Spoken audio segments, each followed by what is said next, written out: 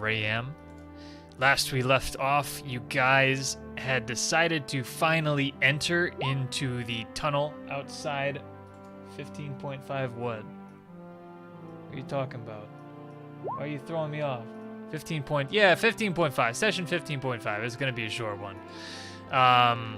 Last you guys, we left off, you guys finally decided to go into the cave that had been bored out from the center of Orlune, and you knew that these creatures called Dhergoloths were sort of exploiting that and were scavenging your goods and bringing them back to their place, and because it's your new home, you weren't too keen on the fact that you got these little green pimple guys coming in, stealing your shit and selling it. But you've also found out that they had to pay to come out and scavenge. So there's a racket going on by a man who you learned has the name of Mr. Perry, and he is among the barons of the city of Mendes, where this is all going down. There are 4 barons, and then there is also the captain, Captain Rudy, of the Rudy clan of Dhergoloths. And you've learned that the barons tend to have a little bit more influence than him, mainly because they have a lot more of an entrepreneurial mindset and a lot more money than him. So the politics and the power tended to sway in their favor, and so they've established themselves quite well in Mendes. You guys headed down the ladder from the pit at the top of the hole that's right next to Orlune, and it took a long time to go down the ladders, and you soon found yourself in the Underdark with all the fungi and salty rivers and interesting creatures, some of which took quite a few nice hits on you and managed to knock one of you guys out. And I didn't know that it actually did that much damage, but whatever. So you after all of that, and kind of making your way outside of, and let me just switch you guys over to the map here, the Underdark map. That was Kyr's Grove is what you traversed through, and as you were exiting, you noticed that there was a couple of Duergar that were just laying there, and they seemed to be lumberjacks, and so take that what you will. The Dhergoloths seemed to be confused. They were wondering why the Duergar were there, but also it was just strange that the path through Kyr's Grove to Orlune was suddenly so dangerous. Like something caused the creatures to migrate there for whatever reason. That aside, you guys made it to the city of Mendes, which I'll switch over to now. And it's quite a sight. It is a beacon of light in the Underdark with all of its neon signs and lighting spotlights and its new technology that you haven't ever seen before. It's really baffling, but it's also quite fascinating and really does draw your attention, as it has drawn the attention of many people, many overworlders just like yourselves, many of them merchants. And so this has turned into a bit of a kind of a parody of Las Vegas is the best way to say it. That said, you guys decided to stay the night at the labor house, which sort of doubles as an inn. There are some other inns, but you probably wouldn't want to stay there. So this was definitely your best bet. Let's switch you over to the labor house now. You guys are up in your rooms. And let's see, we had Thorkal rooming with Tand for the night. Hojing had her own room. And so we'll say that it is morning now. You guys have completed a long rest. So the day is yours, what you would like to do. we'll say that in the case of Tand and Huojing, Tand was going to actually go out. He might stick with you guys for a little bit, but Huojing, she doesn't want to waste any time, and she's going to try and look for the contact that was mentioned to her. So she's going to kind of bail for the time being, and she tells you guys that she will revisit you all when she finds a chance, or when she sort of gives up. She'll reconvene with you guys eventually. Tand wakes up, See you later. Tand wakes up and he's got diarrhea. He might not be too effective in combat. Age get into him. Must have been something that they ate down here. But anyway, you guys wake up. You're in the labor house. I've written out a lot more about just kind of the demographics and leadership, military. I've written out a lot more in terms of a description for Mendes, in case you guys were wanting to learn more.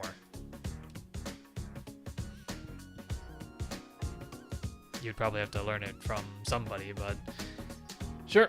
I now leave it in your hands. What you guys wish to do, you may do it. Breakfast. Yep, breakfast. First I take off the chair from my door and go down to get some breakfast. Heck yeah. We all woke up at roughly the same time. Yeah, More or less. in sync.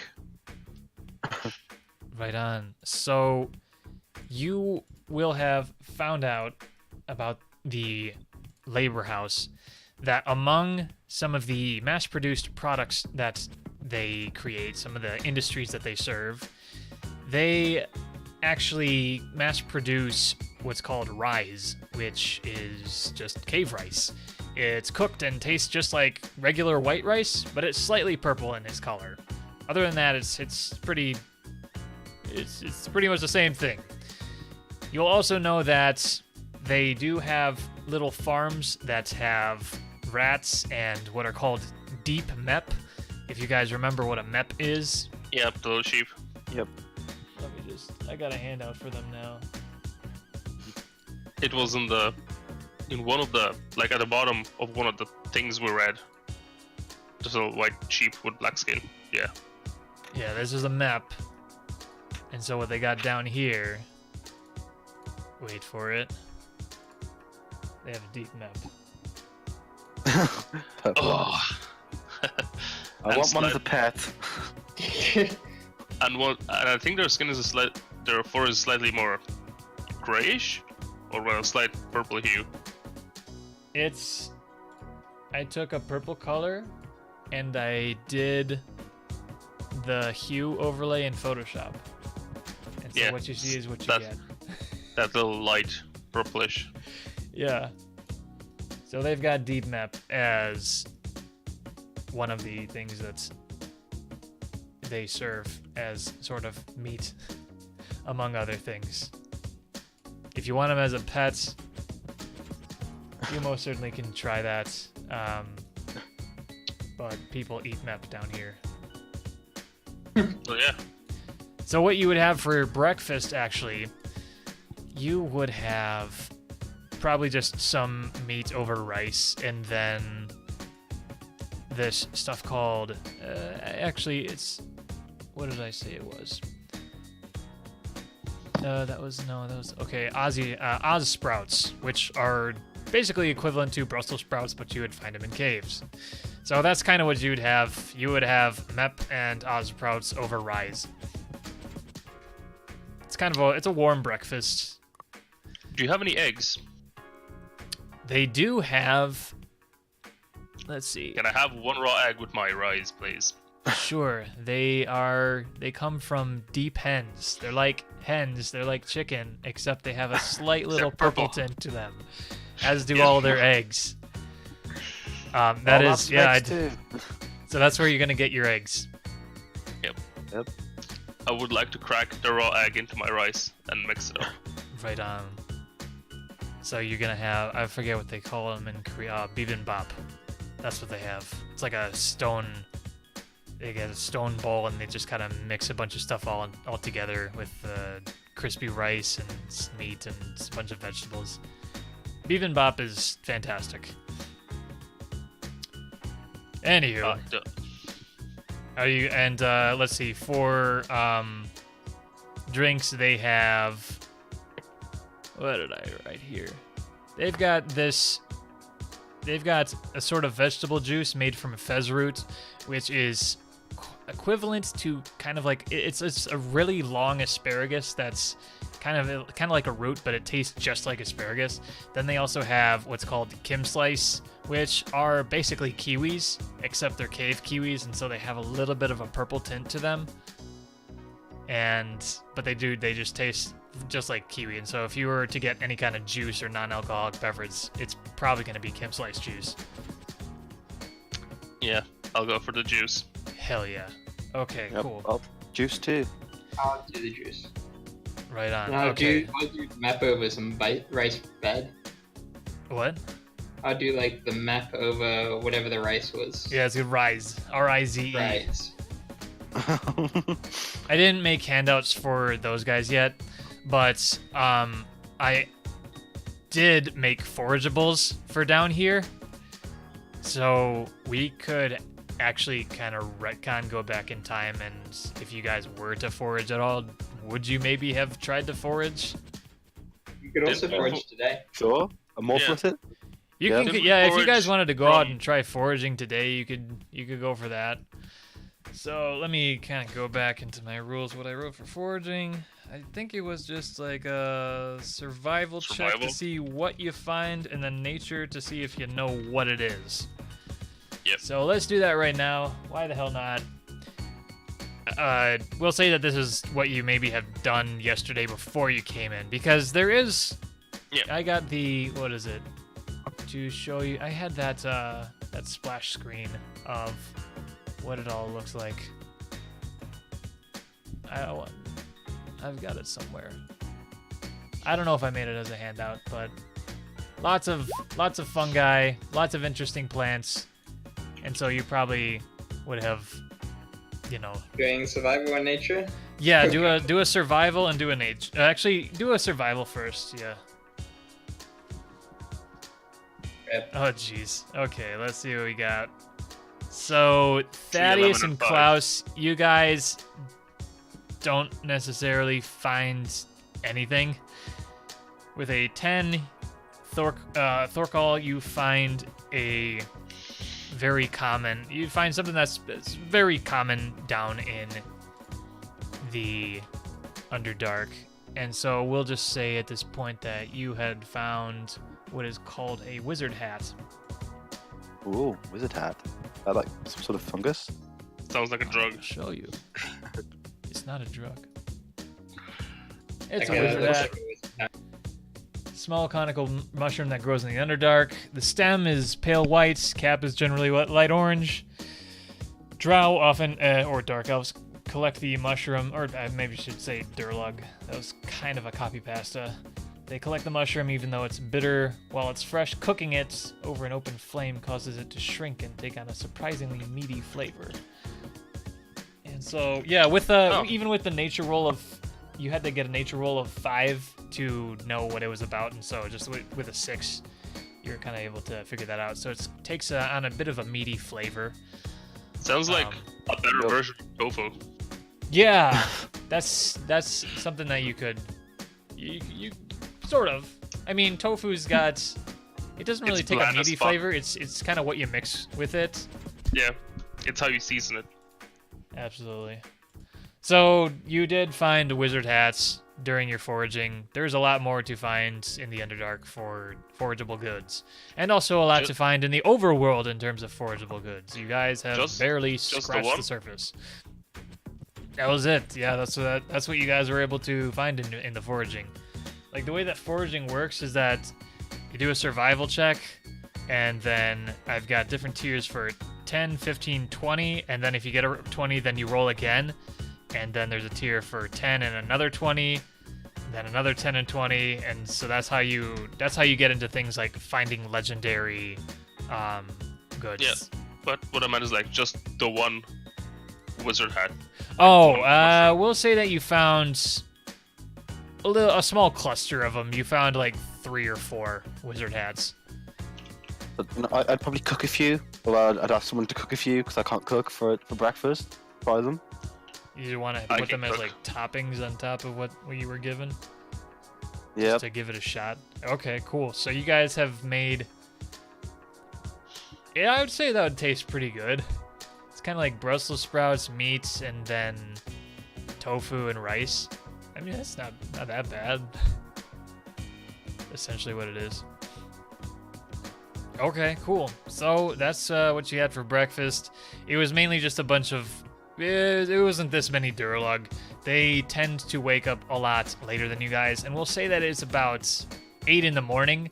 And so Durlugs like to party pretty late, and so a lot of them are either passing out now or have completely passed out, and they'll see you at noon. Other than that, breakfast is now you've taken the time to finish your breakfast, unless there's anything you wanted to do during this time or converse with anyone, ask questions. Then the rest is up to you. Klaus, you had talked to these guys up here and mentioned that you were a mercenary of sorts, or they say, yeah, we'll let her know that there's a mercenary or something. You had learned that Miss Indy was a little upset from overhearing people, and then these guys told you that she was out talking to another one of the barons. Yep. If you I think want it's coming back to me. I showed them the 2 claws. Oh yeah, you showed them the claws and they're like, oh yeah, he took out some of them hook horrors. Yeah. I'd like to go to the tavern owner in Keep and paid like a deposit for a few extra days of keeping my room. Okay, and if I remember correctly, it was actually kind of expensive. Yeah, it was several gold, like 2 gold, I think, per room. Let's see Good what I night. had. Shops and services. I had... Let's see. The lodging was considered wealthy, so yeah, 2 gold for a night. And it is definitely inflated, but that's because these Durlugs are rich from their gambling enterprises and all that. Basically, think of it as going from backwoods Louisiana to Yeah. San Jose. I'll give her 2 more gold for like an extra day, because I'll just pay daily, because we don't know how long we'll be here. Okay. Do you guys actually want to, at this point, split up what you have in the party inventory? We can. Okay. Oops, I'll- accidentally. How many ways do we split it? If people are gonna be like dropping in and out. So I feel like 5 ways? it would be... I think it would be best to do it 5 ways. I think that Hojing is going to be more of a regular from now on, Okay. because it's summer, and so I don't know if that's going to last through the entire summer, but yeah, so we could split it 5 ways. So let me math it up in here. Maths. It's 162 gold, 20 silver, and Dune copper. I think we should still leave some in the potty gold there. Right? And 47 silver. Copper. Just for convenience of I don't know, getting things that the body might need. Otherwise we'll be like trying to divide it up every time. Yeah, see. What's 46.8 copper? You would just round Is there, down is there anything lower than a copper? the bits. So it'd be that's the 100 amount we're adding. Yeah, this would be what you would add, so just round down. So it'll be 162 gold, and the, like 0.2 would be 2 silver. The 0.6 from silver would be copper. Oh shit! I And see what just you're saying. round up the copper. So it would be So it'd be 162 gold, 20 silver, and 52 copper. Oh, I see. Yeah, if you just add the 0.2 to like carry over, because it's every 10, it's another thing.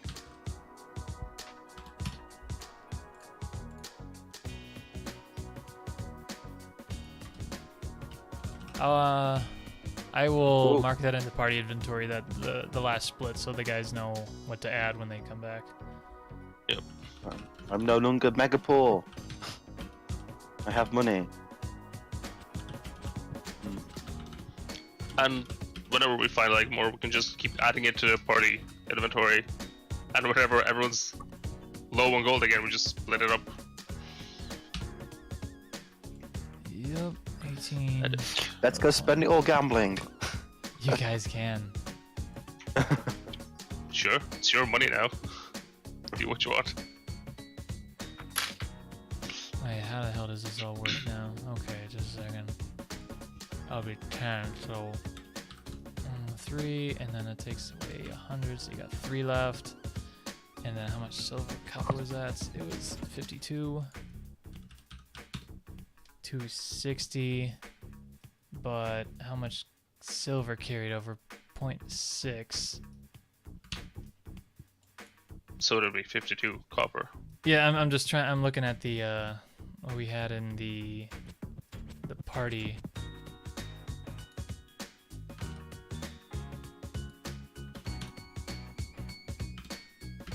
Yeah, just a second. Okay. 264 is what we had left.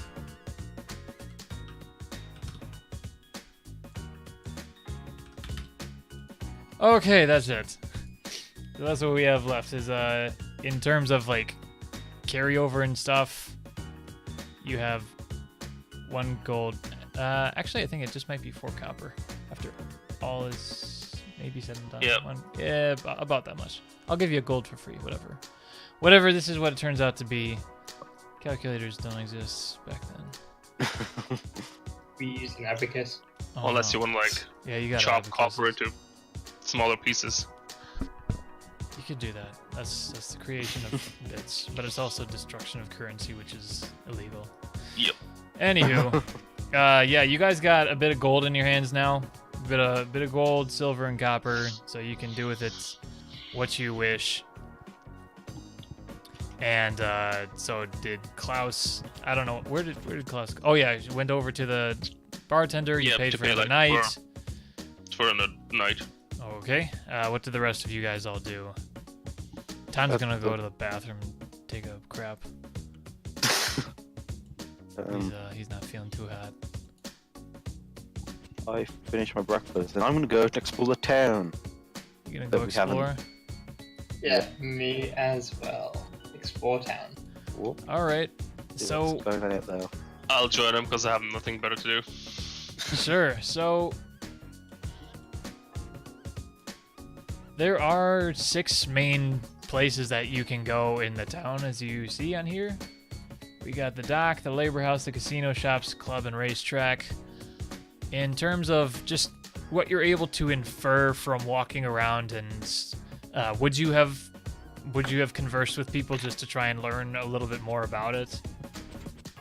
Yeah, I would have asked people like, why the heck is everything? What's the good things around here? What kind of people do we see just hanging around? Sure. So, in terms of the race distribution, it's about 80% Dhergoloths, and they would all be from the Rudy clan.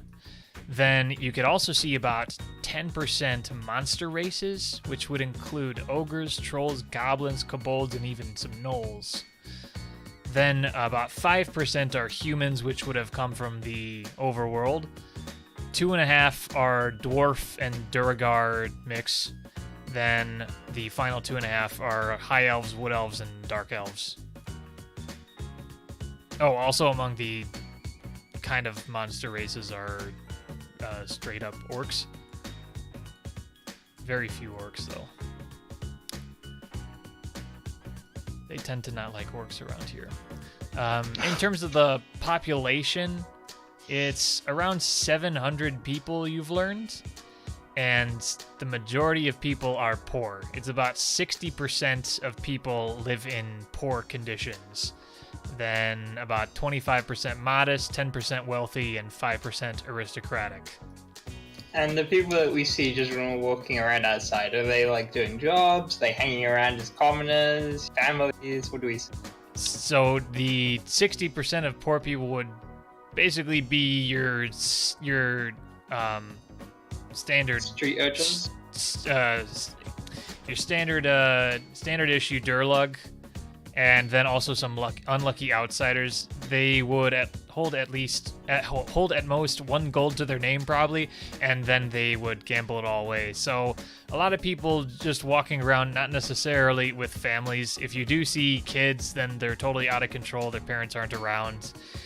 And yeah, kind of the best way to describe it is a lot of trashy people all in the same place, as especially with the Durlugs are. And they're all either drunk or gambling. That's what you tend to see. But in the early hours here, there's not too many people out. The people who are out, those are more your outsiders. And so you would see some humans conversing with each other. They might shoot you a look once in a while. Is this city kind of like Las Vegas in that people come in from out of town to gamble? Among other things, yes. It's kind of like it's Las Vegas, and where people would come to gamble, and then also it acts as a bit of a black market. So you'd be able to find quite a few goods in the shops. Yep. But the club is called Ecstasy. It was originally owned by Olus's cousin. His cousin's club, Ecstasy, and it was bought out by Mr. Perry. And it's kind of the classiest joint that you would find around. Then you guys came from the labor house. The second, third floor is basically a brothel, and yeah, just as there's quite a mix of different people here, you'd find quite a mix of gals in the service, women of the evening that are there. So I don't know if you're into I don't know if you're into Durlugs that way, but No. I mean, Yeah, no. well, the offer's on the table. You gotta try the local pleasures. Maybe if we're when like in Rome. wasted to the point of no return. Hard at work. Yep. I'm good. I don't do people with hooves. I don't do hooves. That's where I draw the line, guys. Yep. So where do you guys maybe want to head over to? You know that Mr. Perry owns the club, and all that. You've never actually seen these guys. All that you remember is that them saying stuff like, "Oh, we were heroes from the overworld," but you've never heard of them at all. Yep. Who's them? The Barons. Like the Barons. Got it. Apparently they were heroes that came down here and just built the place. Right. I wouldn't mind going to the club and asking around, but while we're on the way there, maybe stop by the stores. I want to see what kind of interesting things they sell. Yep. I would also like to stop by the That sounds stores. cool. See if there's any worm bones around. Let me hide these guys.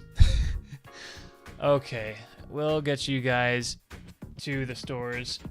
So yeah, they would just be right along the way. Let's get you guys into the shops now. Oh wow. Where are we? Oh, bottom. I need to Whoa. put you guys. It's quite busy. Well, that is the most popular joint. Well, I expected a store, but The stores are on the other side of We these have to go doors. through the pub to get to the store. Yeah, this is the kind of a big restaurant that you have to go through first. So there's actually pretend like this table isn't here. I need to actually put a little plank of wood on that to make a.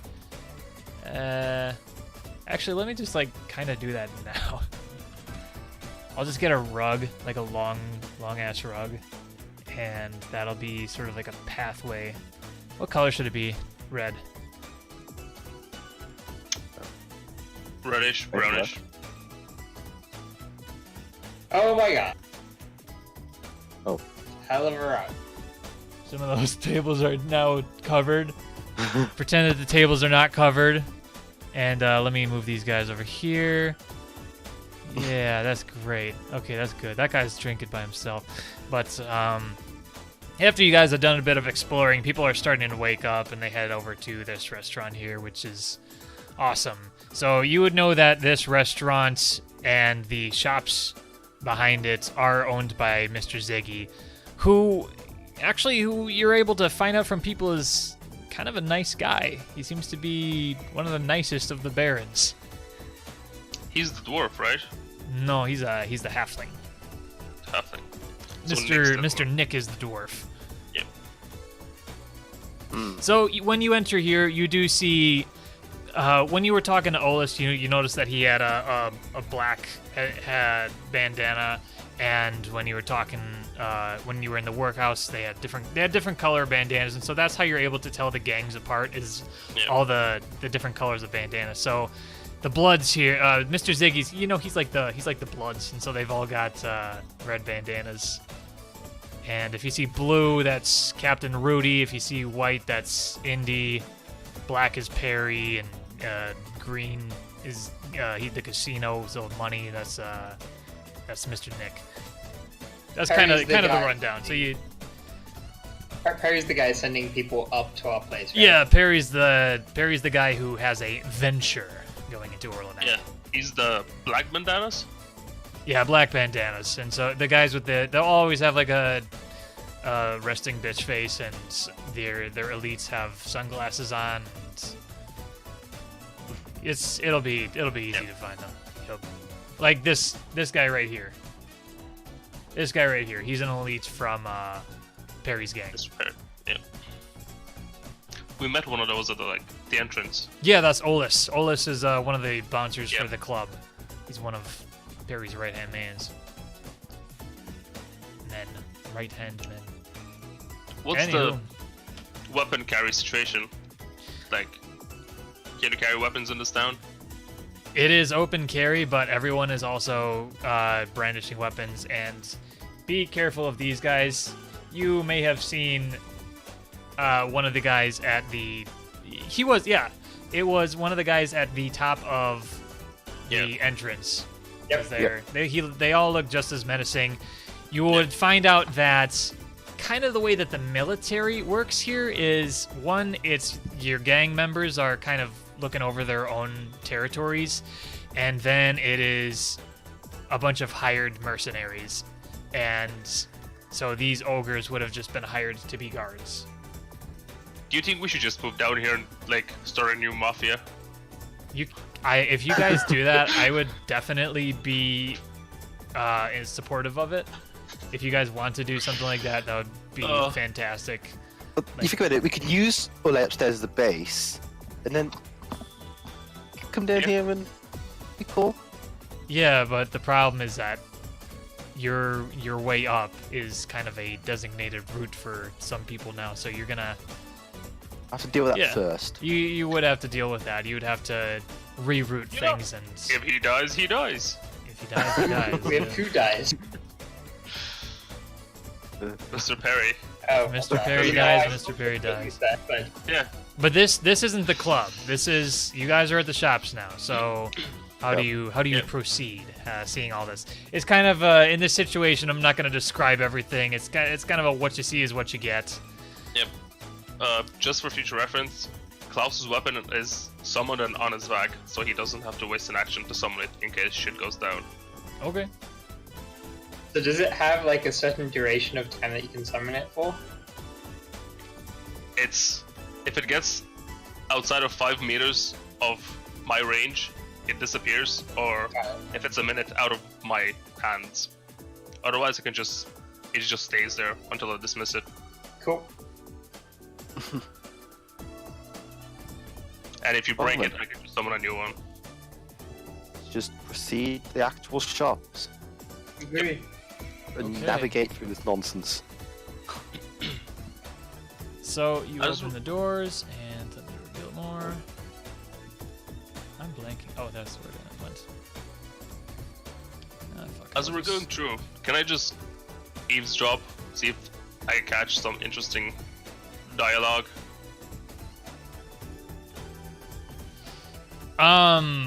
Sure. It would depend on the pace that you're going at. If you're just kind of like walking slowly and looking around.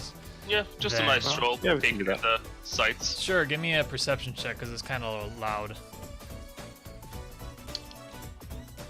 That's a good old 5. So it's quite noisy. You do hear some people saying something like, some people talking about salt is increased in price. Oh boy, I'm hungry. Salt is increased in price quite a bit, or that it's harder to get salt nowadays. That's causing problems for my business. And then also some Durlugs just complaining about their losses at the casino, and some of them are already doing hair of the dog. But as you continue on through, you get to see the actual shops. And these shops, how can I describe them? Well, trinkets, odds and ends, those sort of things. They cover most of your adventuring gear, most armor and weapons. There's also a grocer to the left there. And it's where a lot of the finished goods from the labor house would go. The food at this restaurant is quite good, and the restaurants, we'll say that you would learn that the restaurant had earned, the restaurant had to earn its place as the best around, and it has kept growing ever since, and so that's why you see so many people there. You would have seen a lot of people eating burgers. You don't know what the meat was, but Meat. yeah, or it could be rat burgers. It was rat burgers. Yeah, I was gonna say rat burgers. They're rat burgers. We're doing Demolition. Was it Demolition Man where they had rat burgers? Demolition Man. Yep, Yeah. rat burgers in the sewers. Yup. Well, you got rat burgers. So here's all your stores.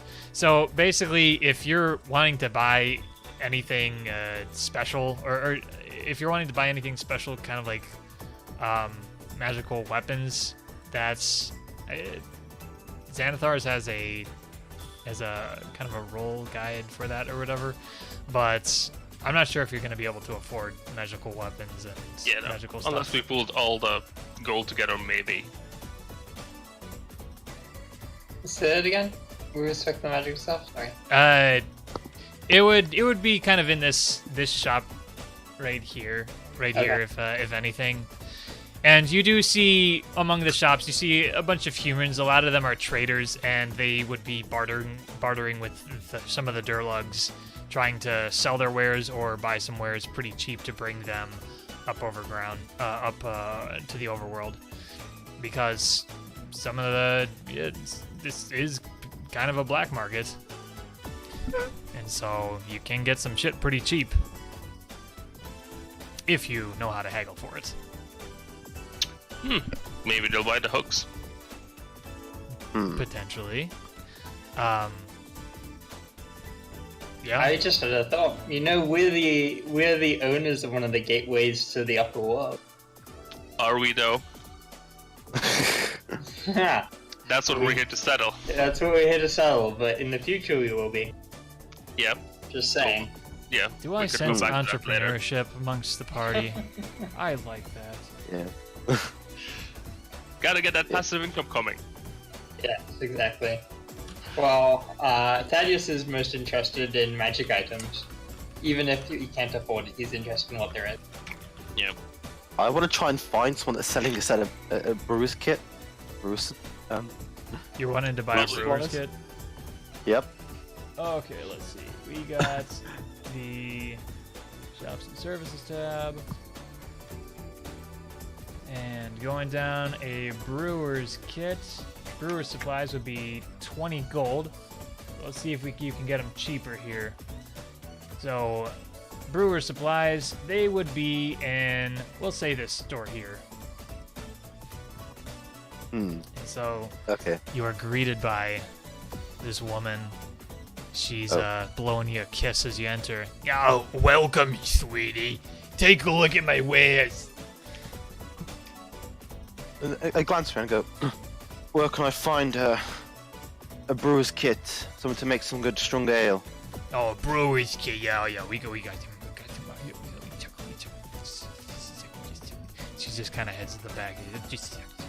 Yeah. Okay, here we are. This is our finest brewer's kit that we got. And so I want you to give me a perception, actually an investigation check. Okay. Just to kind of look it over. Investigation. Yep. So you 17. can tell that the brewer's kit is nothing too special. She says that's her best, and it's pretty standard. That's kind of what you can get. But of course, she's trying to. She'll try and upsell it. So she says, "Yeah, it'll be yours for 25 gold. We got this from a master brewer. This used to be the tools that he would use himself." Tilt my head. Are you trying to tempt me for a laugh, woman? I've seen better things of the overworld. That barely take for standard. So then she got. I consider telltale marks of use. Okay. So what's your offer then? 22. So just for reference, dude, the standard cost is 20. Oh, okay, yep, I read that. It's not worth more than 15. That's what you said. It's different. 18. 18. Oh, just 18. I gotta make some profit here. Come on. I'll get you at 22. 20.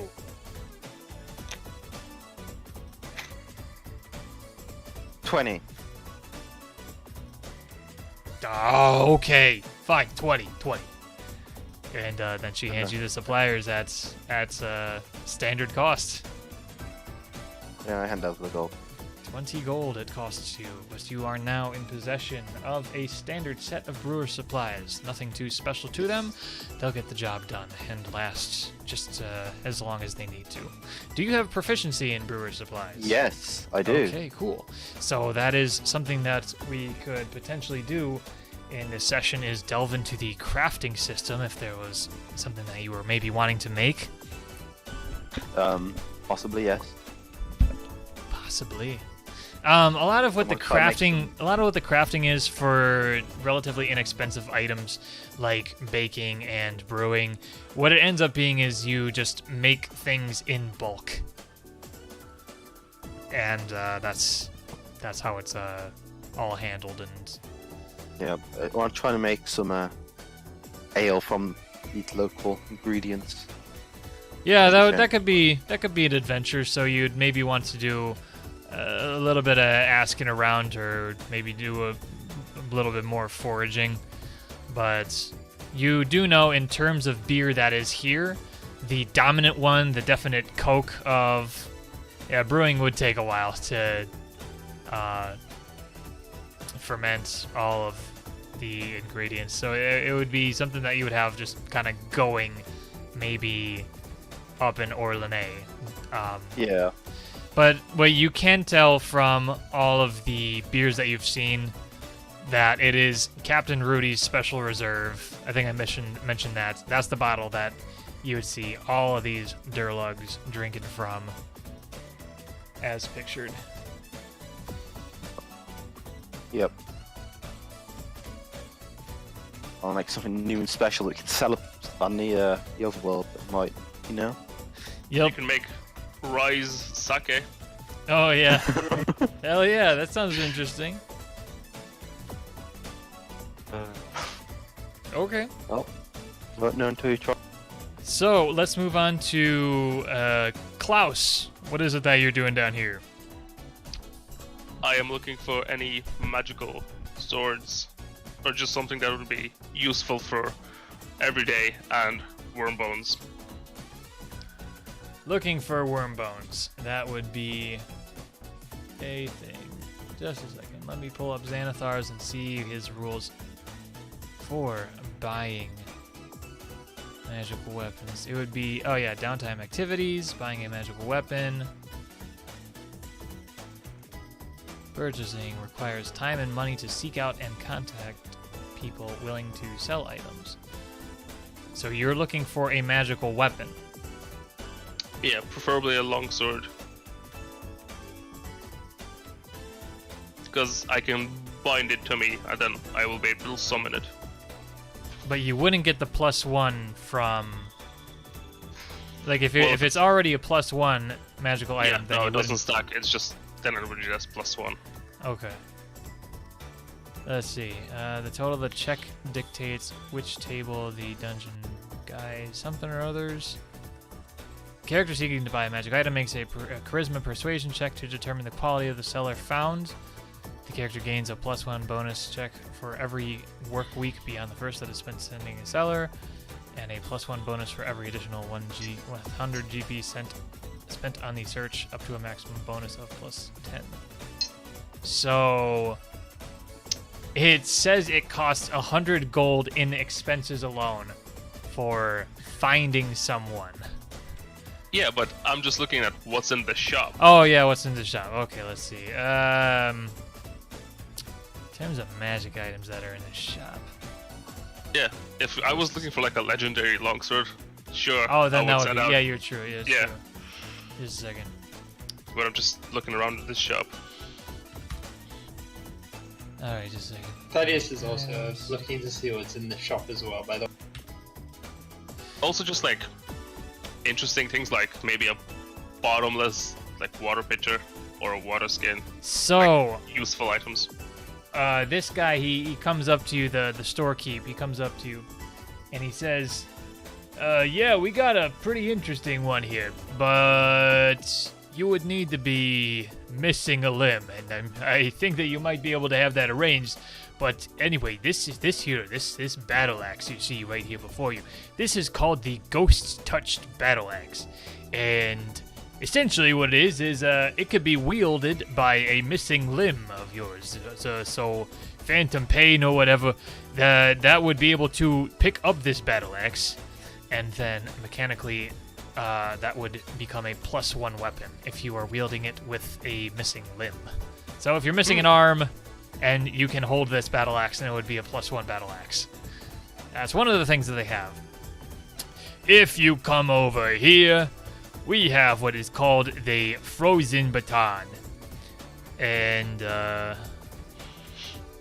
this is it's just a regular, it's a club, and the bearer may choose, I don't want to lug it up.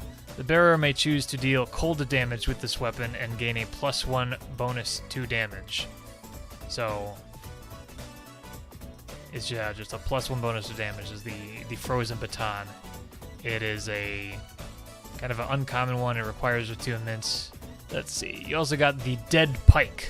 The Dead Pike. It is a pike.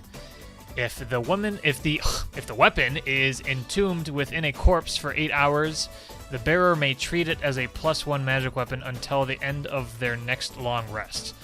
So you find a corpse and you put it inside the corpse for 8 hours, and then it turns into a +1 magic weapon, and that goes away after you take a long rest. That sounds like some deep necromancy shit. Yeah, but that's what you find in terms of weapons. He's like, yeah, the stock is always rotating. We get a lot of people buying these stuff, but in terms of stuff that I think are in your budget that you'd be able to afford, those are what I have for you. We also got some armor and trinkets if you're willing to look at them. I'm looking for trinkets.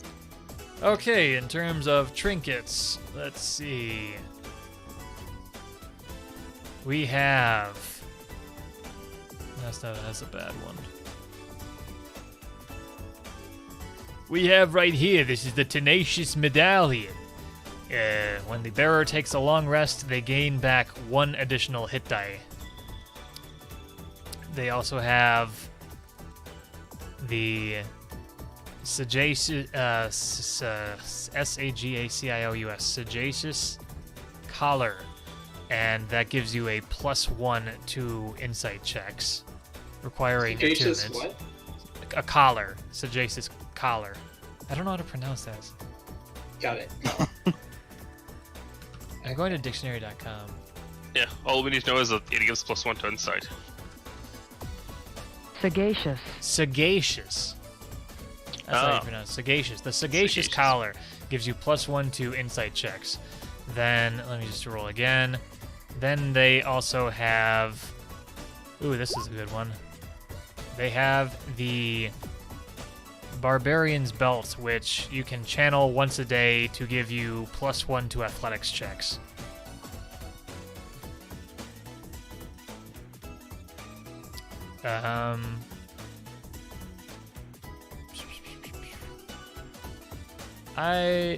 Okay, and then one more. The Sparkling Amulet, which allows you to cast Dancing Lights once per day. So that's it for trinkets. What kind of does Dancing Lights do again? The what? Lights. Dancing Light, yeah, it's flow just... of It's light. like a cantrip that just causes a bunch of floating lights to come around you, light up the area. And you can put all the lights into like a humanoidish shape if you want. Gotcha. They're kind of neat, but yeah, it's a once a day thing. And how much are you asking for the Sagacious Collar? The Sagacious Collar, it's pretty nice. I would sell it to you for 130. 130. Psh, Yes, seems expensive. that's what you get for magical items. Would you be interested in trade? Trading what? Do you make these weapons? No, we get them from travelers that come through here. If I was able to make magic weapons, well, I would probably have my own business by now.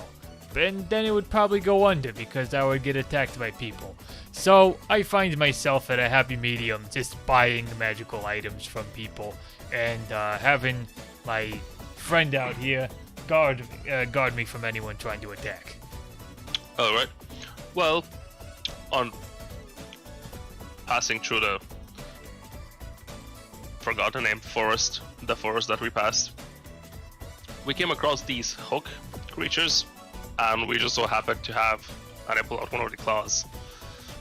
I feel like you could fashion a pretty scary looking weapon. Feel like your friend out there, if he had one of these, if he wielded one of these, would add an extra intimidation factor. You got this from a hook horror then, yeah. Yeah, Those guys are pretty scary.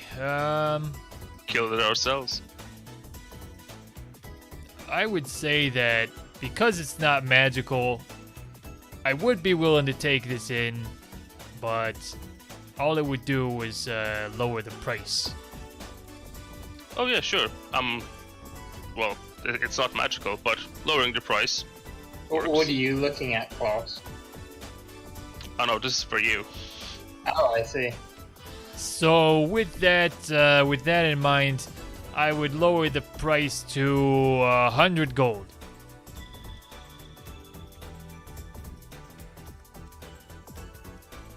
I'm trying to decide if insight checks are worth it. You can. I don't know. It's your choice, man. I mean, you can insight check him right now, Yeah. Yeah, that's fair. Yeah, I could. especially in negotiation and bartering. You know what? Sure. I'll roll an insight check. Can you help on inside checks? See if Probably not. see if he's priced the In this amulet case, belly. I'm not sure that you'd be able to help. I think you could both roll separately, though. Yeah, sure. I want to see if he's priced the amulet fairly. That's my goal. Klaus, Oh, wow. you can tell that he may be overstating it a little bit, but you guys also just kind of get the sense that if he's in business and he has a lot of people coming back to him, that he can't be a scumbag all the time. So he may be overpricing it a little bit for you guys because you are, after all, overworlders and you have money in your pockets. But, and like that's where he gets a lot of his magical weapons is from the overworlders. So he might be overstating it a little bit, but, yeah. Okay. That's kind of it. He's not totally ripping you off is what it is. I have another thing for trade that I think would be very much sought after by the denizens of the Underdark. And I pull out from the body inventory the dirty magazines, the Cuties of Keltios. Oh hell yeah, dude! Yes. Queens of Zer. Yeah. Wait a second, is that issue 13? Holy sh! Let me see that. Hand it over here. Let me see that. Yeah. But only one of them. We have 25 of these. Yeah, 25 of them. 20. Oh my god. Oh, they're gorgeous. Beautiful. So, he seems to be pretty interested in the magazines, but how many are you going to give him? Getting rid of these. I mean, do we have any other use for these? These are definite bartering tokens for, I don't know. Probably the Dhergoloths. If you're ever loyal as Thaddeus, you could whip out a magazine. Yeah, okay. Let's give them to him, or let's trade all of these then. All of them? I mean, unless you guys want to keep some for personal use. He's gonna. So he'll say, I think I definitely might be able to find some buyers for this. This particular one has got a signature on it too. Holy shnikes. These seem useful in this town, or we could use them as like bartering chips. So trading all of them would be. It seems like the Dhergoloths are a pretty good market for these guys. So I mean, if you guys want it for any other Dhergoloth trades, then we can use it for those. Now let me actually go back in my notes because I could have sworn that one of the, let's see. Let's see. A stack of smut magazines, 5 issues of the Cutie Kids of the Kiddalos, 5 of the Queens of Zer, and 10 of the Reyamese Rousers. To the initiated, you would know some of these are rare issues. One even has an autograph from last year's Miss Winuari. To my sweetest fan Fellerano, it says. It could be useful in bartering or as a distraction to enemies, was the other thing. Yep. I didn't put that in the party chat. All I have is like the quantities. So we'll say that Also, I thought it was 10 issues of Queens of Zer for some reason. It says 5 in the party inventory. Yeah, I just changed it because he read it out. But I had 10 for some reason. Well, that's what it is. So, 1 issues of the Reyamese Rousers was signed by Miss Winuari of last year. And this one's signed by someone. I'm sure it's very important. Oh my god. She's beautiful. So he's definitely enthralled by this. He said, it's a 3-piece centerfold. I might need to hold on to this one for myself. And I definitely buy this one off you myself, but that would still only lower it down a little bit more. I'd sell you top dollar for this one, which is about 10 gold. So now we're down to 90. Okay. Is everyone so just for that one or for all of them? Just for the one, just for the signed copy. I see. Do we want to keep try sell the other ones as well? I mean 20. So now you got, if you want to sell that one, you got 19 left. 19 more. None of them are signed. I mean, like, as you said in the description, I guess we could use them as distraction pieces, but we're going to be using them a lot if we're going to get split. So just to let you know, in terms of like tastes and who you might find, Kedalos, it has mainly humans.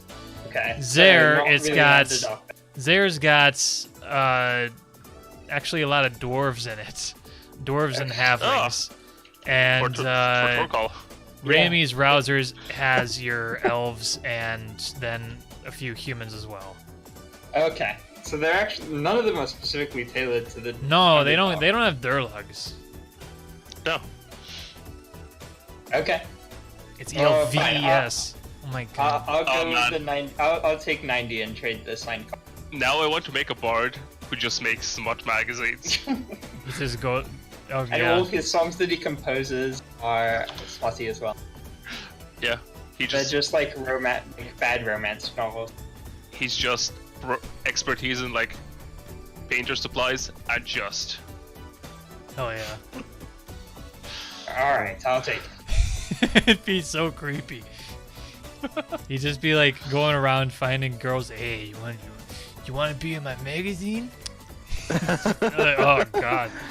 So anyway, okay. So now you're down to 90, giving him the. And 2 hook horrors. Okay, yeah. I'm. yeah. Which one did he take? Of the ones we have, One of the Remy's Rousers. one of the armies, right? Okay. Yeah. So we got 9 left. 9. Okay. What else? You got 90, and I mean, now you could just like barter with that price. You've already got it down, and so now it's adjusting the slider in Morrowind. For how much you want to pay? What do you say if we ever find any more of these rare issues?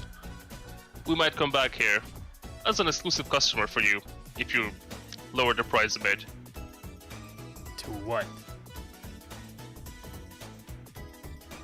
70, that way. 75? 35,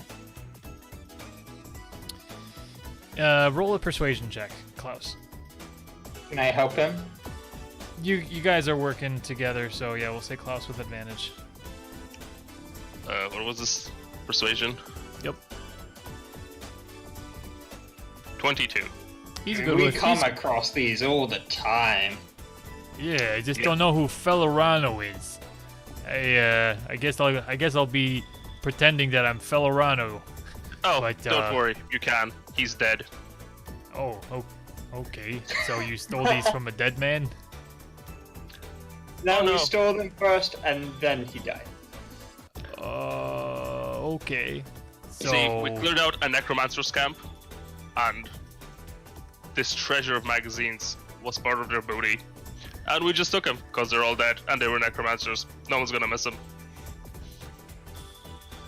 yeah, this is some definite high quality booty right here. Let me tell you.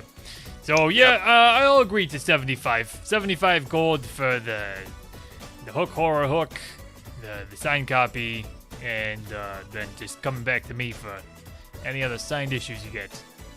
Alrighty. Cool, I'll do that. I'll remove 75 from my inventory. And now you have you wear the necklace, which would be on top of your other necklace, so just kind of weird. Now you got the whole bling thing going on. I can You do would- the bling thing. You would have to attune it to yourself, but you would get Yes. a permanent one, +1 to your insight checks. Cool. You have a scarf, and the goggles, and the necklace now. He doesn't have definitely goggles. know- He's got the necklace. I Oh, know I gives- have the scar. The necklace with a skull and the amber eyes. Yeah, the Yeah. Tand has the. Oh no, I forget what Tand took. I forgot what he took for his thing. But yeah, okay, cool. I don't see anything in the party inventory about Taunt. I mean, it would just be on his person. Tand has, he has the power glove. He's got the goggles of night and a robe of useful items. That's just his stuff. What do we do with loot of the Long Rider? Because that's what Duncan had. Yeah, you could have maybe tried to sell him that. So which of those things requires attunement? All of them?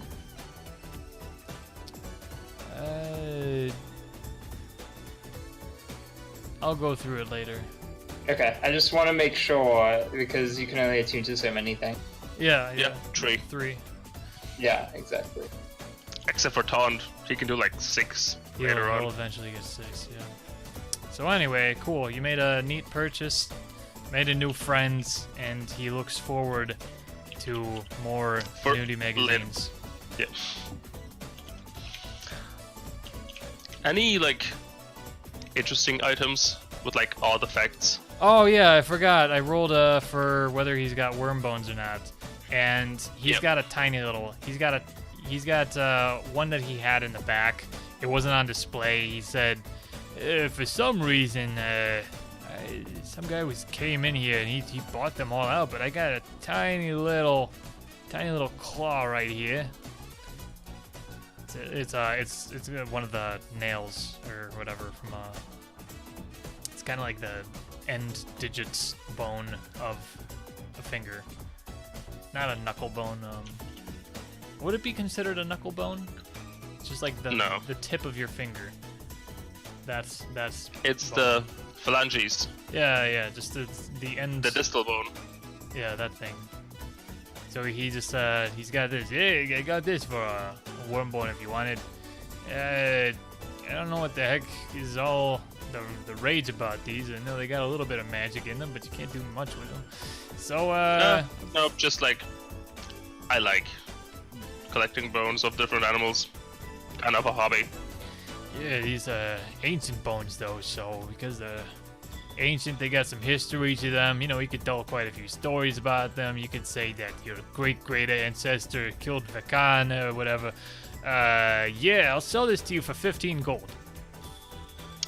I could do the same with any dog's teeth and say it came from a dire wolf. How about 10 Yeah, gold? but this actually has magic tied to it. So, it's a genuine worm bone. You see, you got the markings right here. You can feel the magic emanating from it. Is it an actual worm bone? It is an Like actual. it Give me an investigation check.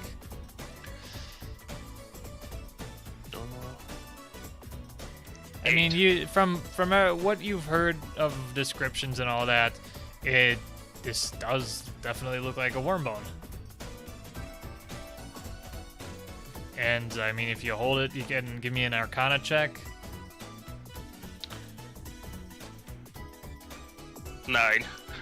So you feel a tiny. You can't really feel the magic too much, but I mean, I'm pretty sure it's that. You're pretty sure that it is a worm bone. Okay. I'll give him 15 gold. Okay.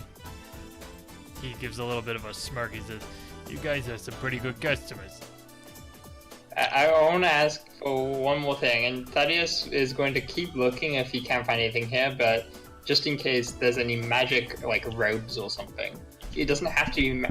if he can't find any, he's going to look for regular robes elsewhere, but he's trying to replace the robes he were in back. Let's see. I'm going to do a roll for 10. Scale, breastplate, padding. We have the Mines of Reyam robes if you want. Oh, right. No, I forgot about that. Never mind. I'm not looking for them. It came with the membership. Yeah, never mind. I forgot about those. Yeah, I'm just wearing the Mines of Reyam robe. They didn't have any magical robes anyway. Okay. Cool. All right. Anything else you guys want to do around here? Any odd items? Odd items? Like a torch that doesn't go out. A bottomless decanter of something. We got like this those- rope lighter from a sailor. A rope what? A rope lighter. What does it do? Well, it doesn't require any kind of a fuel source. You just char the end of it, and then you spark an ember on the end of it, and then it just uses this long rope as the fuel. And you're able to snuff it out pretty quickly, and so it's basically wind resistant. You can be out on the windy seas, and the lighter will never go out. It's just kind of like blowing into an ember. It's pretty neat.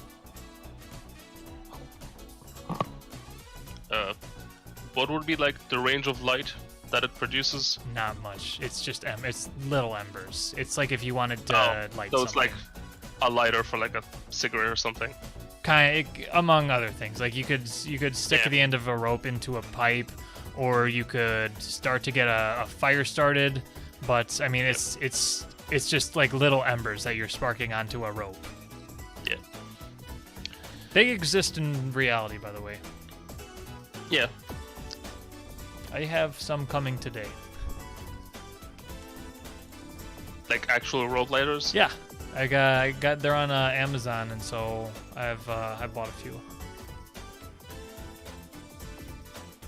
So that's what they have for their odd item.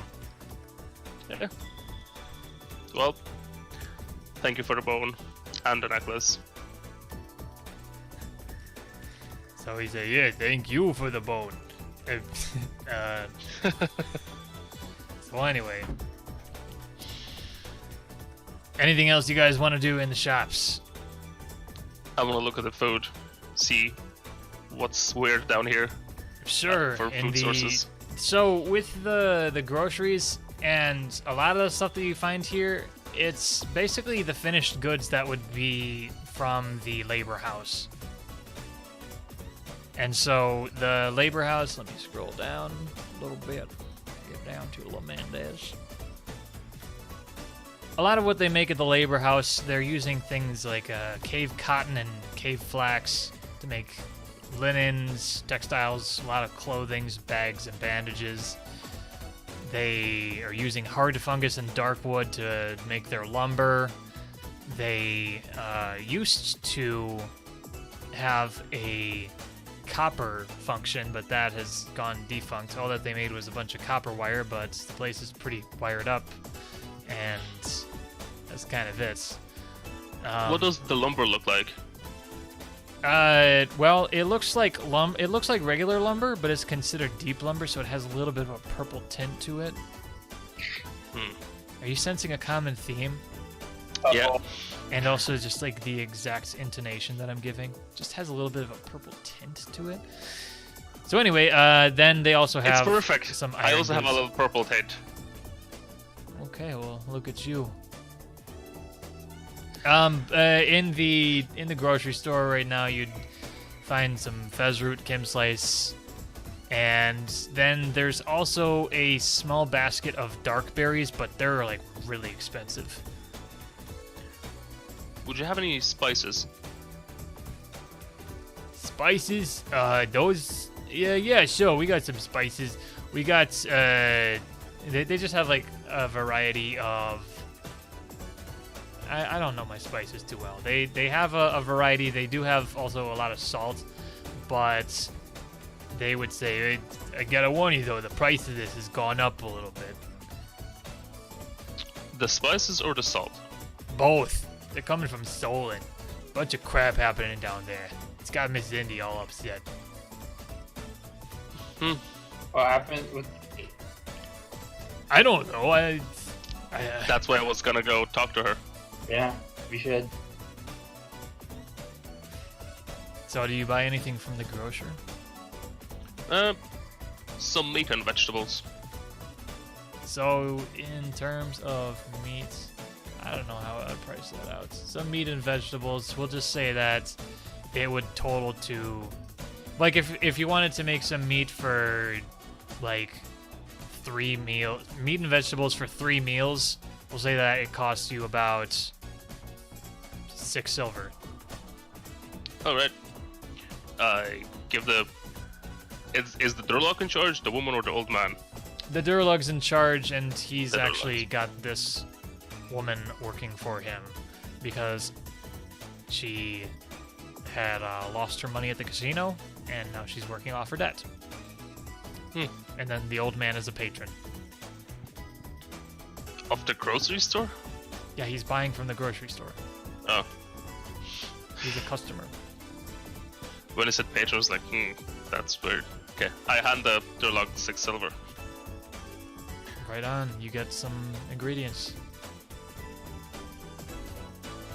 Okay, up to you guys now, what you would like to do. I wouldn't mind actually knowing about whatever's going on with the soul. Yeah. It seems like it could be a business opportunity for Mr. Perry, maybe even. When we come back, my plan was to go talk to Miss Indy. So you guys still are going to talk to Mr. Perry?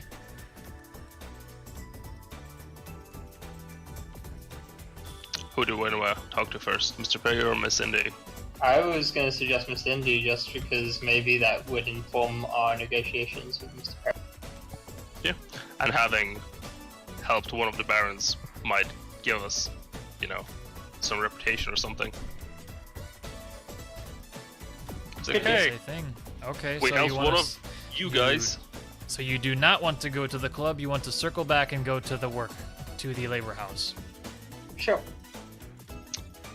What do you think, Thorkal? I'll go back to the labor house. Okay, let's get you guys back to the labor house.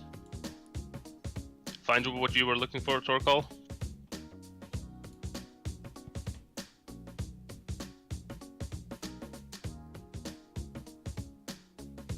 Thorkal,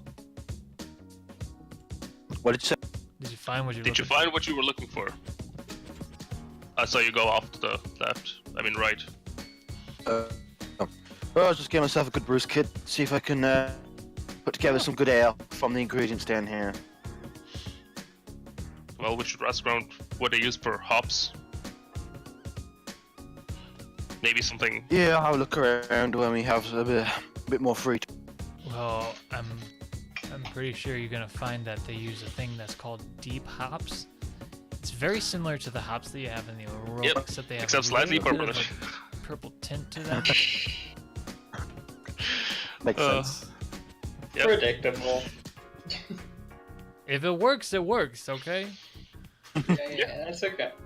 Okay. So anyway, you're back at the labor house. You made your way to the shops. You bought something, made some trades, talked to some people, learned a little bit more about the town, and now you're back here. So, Do we know where Miss Indy is? Like, have we seen her? I know You've where she never is. seen her in person, but you know that that's where she goes. That's where her office is. Yep. I'll start leading them to the guards. Looks like Klaus knows what he's doing. I'm just gonna follow him. Thorkal's I standing completely still. glance in these doors while I pass, by the way, if they're not closed. Oh, sure. You see just more bedrooms. Bedrooms for guys. And at this point, let's see. Did I make tokens for them yet? I'm pretty sure I did. Oh, I am sure I made little tokens for them. As you kind of step through here, you see the farming operation, or at least part of it. And then you also see one of the tailoring operations, working with the flax, turning it into linen, and all that. Okay, so you go up to these two guards here. They look to be. Let me zoom in a little bit. You see, these guys they're wearing some pretty slick designer glasses. Yeah, white caps. And so they are Miss Indy's guards, so they say, "Oh, welcome back. Something I can help you with today?" I'm here to see Miss Indy if she's in. Yes, sir, just a second. And so one of them, he heads up, and you wait a little while. So, never mind, he's back. Oh, what did you? Okay, did you want to RP something out? I was just gonna make like small talk housework. Anyone stupid enough to attack, like, just small talk. Well, you know what's hard at work all the time. That's the Dhergoloth way. So he comes back after a little bit and he says, "Yeah, she'd be willing to meet with you for a little bit. I'll just tell you, she's a little bit moody right now. She's not usually this way. She's a little bit upset." That's all right. making her so upset? Oh, it's trade and all that. Salt prices, I'm sure you've heard, have gone up. Spices too. Everything coming from Solen. Okay, so you guys are free to go up the stairs if you'd like. I don't remember the map. Where's Solen? Solen? That's a town in the Underdark then. Yeah, Solen is... So it's north. Got it, like way out there. Yep, that's Solen. That's where they get there. And so the Salty Glades is a spot where, well, especially in this, where Solen is that's where they've got a salt mining operation and spice operation. Got it. And it's got quite a bit of vegetation, and so some Dhergoloths have... Tom's here. Hello! Oh, Tan's here. Oh, good timing. So Tans, your character had diarrhea, so we had him kind of in his room for the time being, and these guys, they just kind of went out exploring around the town, and they bought a few things at the shops, but for the time being, we'll just say that your guy, he got a little sick from some of the food. And so you're a little bit bedbound, but you're starting to feel better now. It's getting to be about it's getting to be about noon, one in the afternoon. So you're still in your bed right now. I could have been testing out some new concoctions that might have backfired. Potentially, yeah. Whoa, that's a lot of Dhergoloths. Yeah, I mean, you remember this place, right? This is where we left off last session. Yep. Yeah. You were cuddling with Yeah, you were. Oh, that's right. your cuddle buddy. Yeah. So Was it Thaddeus or Thorkal? it was Thorkal. Thorkal. It was Therefore, Thorkal. it wasn't me. Yeah, he was jealous that he didn't get the love. Jealous. So Tans, do you want to maybe get out of bed? I don't know, like since now Tand is here, meta. Did you guys want to have? We could have want just to knocked check on his him? room, checked how he's doing. Yep. All right. So cool. Tand, at this point, you are able to. You're feeling a little bit better, and maybe a little bit groggy still. But you head up towards the rest of them, and you see that they're about to get an audience with Miss Indy, who is one of the barons of Mendes, and they've allowed you to speak with her, but they did mention that she's in a little bit of a mood right now because the prices of salt and spices have gone up, and it's all because of problems that are happening at a town called, it's like a hamlet called Solen. It's like a thorp, tiny little settlement. So, heading up now. I actually have music specifically for the Barons. Character themes. The Mendes Barons. Yep.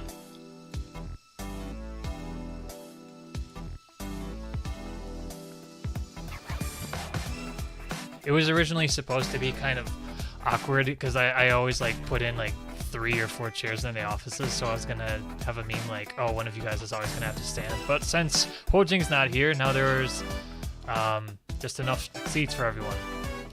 So as you enter, you see her sitting right at her desk, and let me get her handout for you. This is Miss Indy, and she owns the Labor House. And owning the Labor House means owning all of the production for finished goods that are made in Mendes, which has a good bit of weight to it. Though because there is a lot of trade from the outside, a lot of goods, there's a lot of goods that aren't made in Mendes. There's quite a bit of commerce happening here. But for everything made in Mendes, Miss Indy oversees it. She greets you as you all enter, saying, Hello there. Yes, I put my right hand please take to a my seat. chest Oh. and do a small bow. She says, "So, who might you be then? I've heard that you were able to at least maybe hold yourselves in a fight. Taking out a few of the hook horrors, that's Yeah. above average." You're And right. some of the spiders from Hosan. Can't remember. It's Whose son? northwest. From Hesama? Yep, that's the place. Interesting. I wonder, and where did you fight them? On the way down to this place. From where? The path to Olney. Yep. Had to pay these Durlogs up top to get in. Interesting. The path from the middle path going that passes through Orlene in Kiersgrove had hook horrors and spiders. Yep. That is And these. definitely trolls. strange. Some dead Durgar, you know, the usual. Those are not native to this area, I will let you know. So, that is quite strange, but thank you for quelling them and keeping the roads safe. Safe roads means safe trade. And, so, I guess I must ask, what can I help you with today? The question is, how can we help you? We heard there's something making you upset. Yes, And we're there's here to offer. quite a few things making me upset right now, but the most recent one, aside from all the drama happening among us barons, is the fact that, well, one of my vassals, that is the Thorpe of Solen, has decided to, well, they're sending fewer and fewer shipments of salt and spice to us, and that's causing the price of everything to jolt up. Lower supply means higher demand, and I don't know what's really all happening down there, but yeah, the cost of everything is slowly starting to rise up. We have quite a bit of demand for Underdark salts down here, and I fear the worst. I fear that somebody may be interfering with Solen. It's I don't know. They do have their orders. They do know that we can come after them and quell them if they are to disobey us, but I haven't heard any word. So maybe I could have you four be the ones to check in on Solen. What is your arrangement with Solen? The arrangement now is it's a steady supply of salt and spice at a fixed price. But now that their shipments have gone down, naturally the market price will shoot up, even as fixed as I want it to be. We're needing to break even at least. So it's causing a little bit of problem for my business. Have you sent anyone to check on him? Not yet. That's what I was wanting you to do. And how long has this been going on? It's been happening for about a week, which is where I draw the line, and I start to send people down.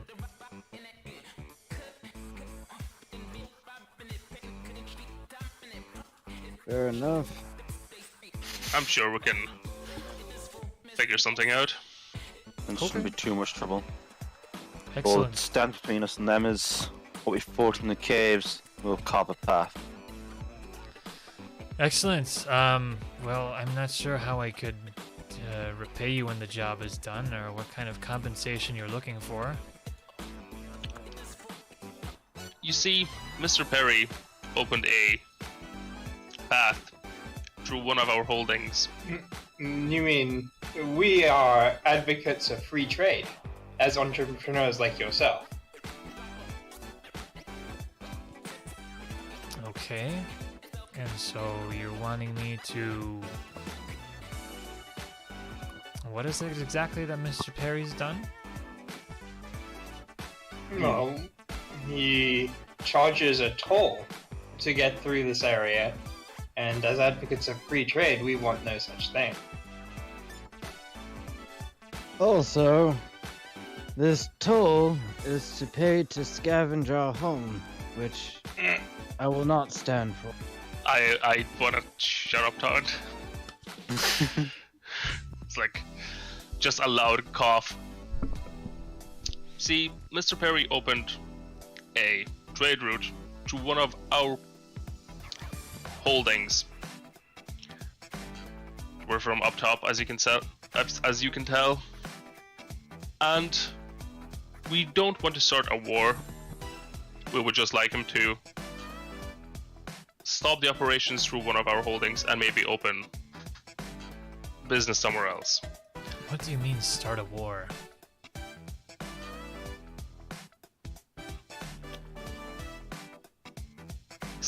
The land that we own now has access to Underdark, and there's people coming through our holding, and we would like to stop. For it to stop.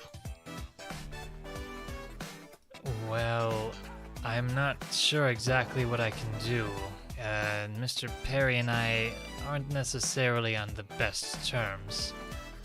But you can tell us, and you can give us an in. To talk to Mr. Perry? Yes, and Yeah. support should anything go wrong. I'm not sure exactly how to support you, and I'm not sure I understand the situation entirely myself, so... Not as much as support, but as someone to introduce us as a helpful party so we can settle our business with Mr. Perry. I see. So you're looking to make a name for yourself. Well, absolutely. If you are able to get my trade back to normal by whatever means, you will have my recommendation. I don't also expect heard- any titles, but Oh no, it's no titles needed. We also heard you were part of a adventuring party up top, but we haven't heard much of your deeds. Is there anything we would know you by up top? just a second, I gotta go into my notes. I forget if I gave them like a special name.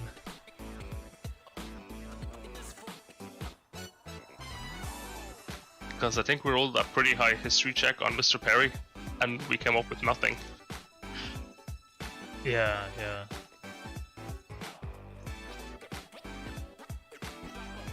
I am trying to find it. Well, to make it brief, because I do need to get back to business, we had slain an ancient dragon that was terrorizing Olhain. And unfortunately, yes, you might not have heard of our deeds, because when we slayed the dragon and took its riches, which belonged to the citizens, the lords did not want us distributing the wealth back to the citizens. They wanted it for themselves, and because they didn't like our response of not obliging their request, they decided to essentially wipe our deed from the records of history. And banish you to the Underdark. No, they didn't banish us to the Underdark. We had essentially retired after that point because, well, we had all this gold. And the Mendes, it turned into... we were almost done with our adventuring, and we wanted to explore a new area, and we came down to Mendes, and we just saw opportunity. And sure enough, we were able to gain influence, and so we take this as sort of our retirement from adventuring now. And how long ago was this?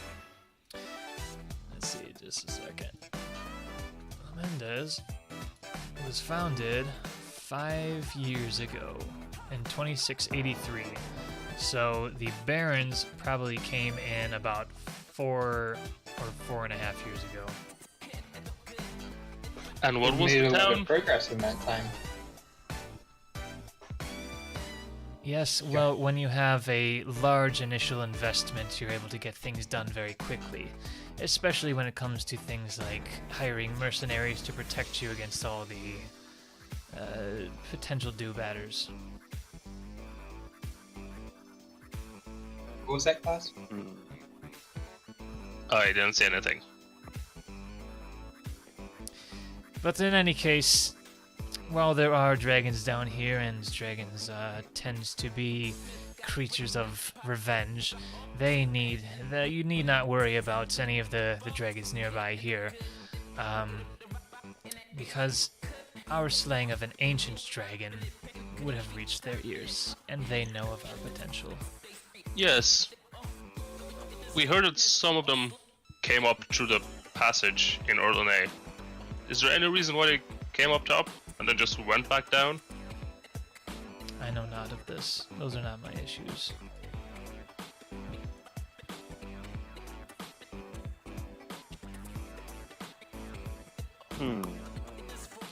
If there is nothing further to discuss, then I must send you on your way. I do need to get back to business. As you can imagine, for me, I'm in a bit of a tight spot revenue-wise. Of course. Very well, then I wish you luck. And report back to me when it is done. Very good. We'll see. As we leave, I go, they killed a dragon. Wow. It must be quite powerful.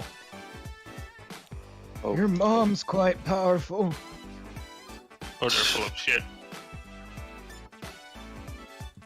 Okay, so, anything else you guys want to do while you're down here? I want to ask someone about the road to Solen. Anything to expect along the way? Sure, so, let's just bring out the map. So in terms of the map, you can see that going through Curious Grove. It's gonna be about half a day's travel. Actually, no, I said it's difficult terrain, so 11 miles is to be treated like 22 miles. So it'll take about a day to travel there. Do they have any transportation? Any like underground creatures that work as mounts? That would be cool. Deep horses? They have these things called deep horses. They're like horses, but they have a little bit of a purple tint to them. Silas missed the meme with that, so... Yep. It's basically, in order for me to kind of fill the gaps of how are they able to do this or what ingredients do they have, I just basically put deep in front of everything and they just make it slightly purple. And so then that's only found in the Underdark. Are you saying you have deep whores? They do. Yep. They do. They do. We covered that. If you're into that. You want me to show her a picture again? Do it. Into some deep Durlock. There's your deep whore. Oh god. I'm gonna need to Interesting. drink a lot of alchemy potions to hit that one. Yeah, we came to the same conclusion. Yep. So, up to you guys when you want to set out. You could probably rent a horse for, or a wagon and a horse for not too much. That could help the journey. But in terms of dangers along the way, they said, you know, it's usually pretty safe. It's a pretty clear pathway, and they've got people patrolling. But now that you guys mentioned that you had a bunch of trouble just getting down here from the path from Orlane, that worries me a little bit. I don't know if you're gonna run into anything along the way. Well, I'm sure if there are patrols, it should be guys. somewhat safe. With this picture, I think we were talking about it last session. I found my disc for the Monkey Island thing. Oh yeah.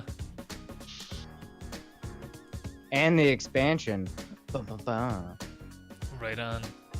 Okay, well, now that Tanda's back, I'm actually going to reintroduce Hojing. I'm going to say that just Hojing wasn't able to find a man who matched the description of who she was looking for. And you guys just kind of catch up and talk about some of the things that you all did and what you discovered about the city. And Hojing found mainly about the same stuff. So you are, once again, a party of 5 working together. And I'll just cover for Hojing for now. We could rent a wagon on the way there, and if we did resolve the problem, we could be the first shipment of salt and spices back. Yeah. Oh, With by the that way, Tans, I need you to add. Oh, it's supposed to be 162 gold, 20 silver, and 52 copper. Just add that to your sheets. Yep, The we party- split the party gold. Yep, the party split all of the party gold that they had, just so people had money in their own pockets. And so, Say that again. How much silver and how much? 162 gold, 20 silver, and 52 copper. I put it into the chat.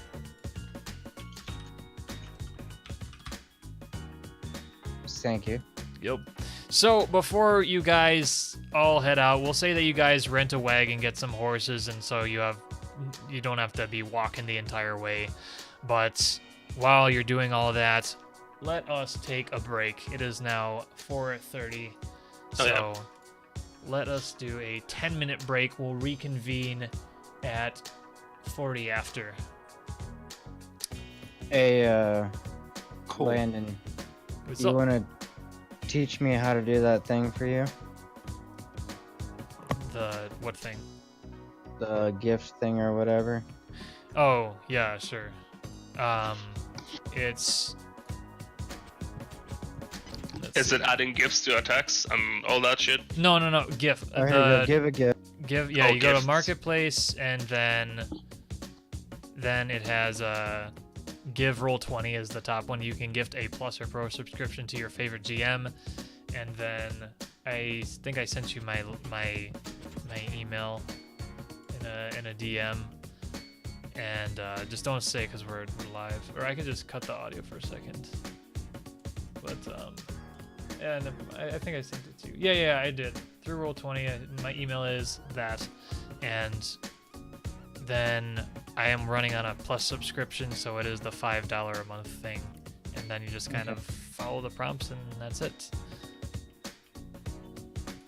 That's all that I'm it just would looking take. for your email real quick.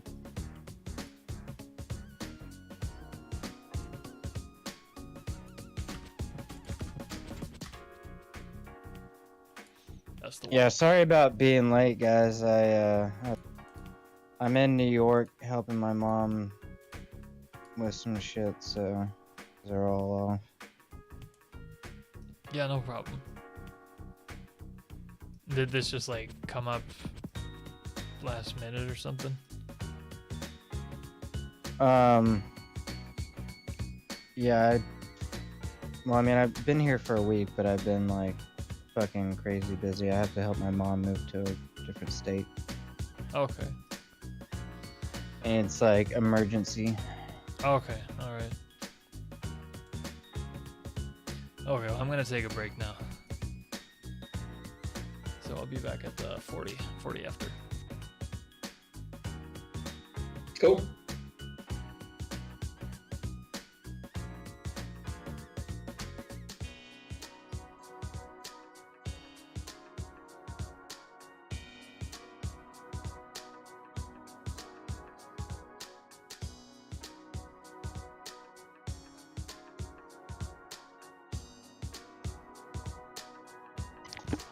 You know the item that gave +1 to athletics?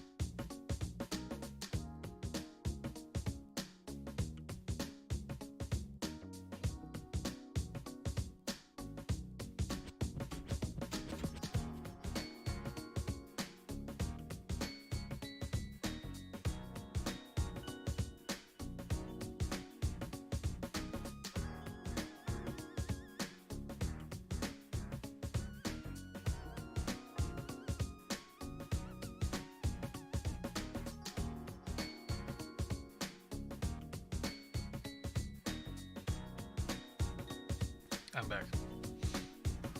Welcome back. Silas, I got the email. Thank you very much. Yep. Sorry it took a minute. All good.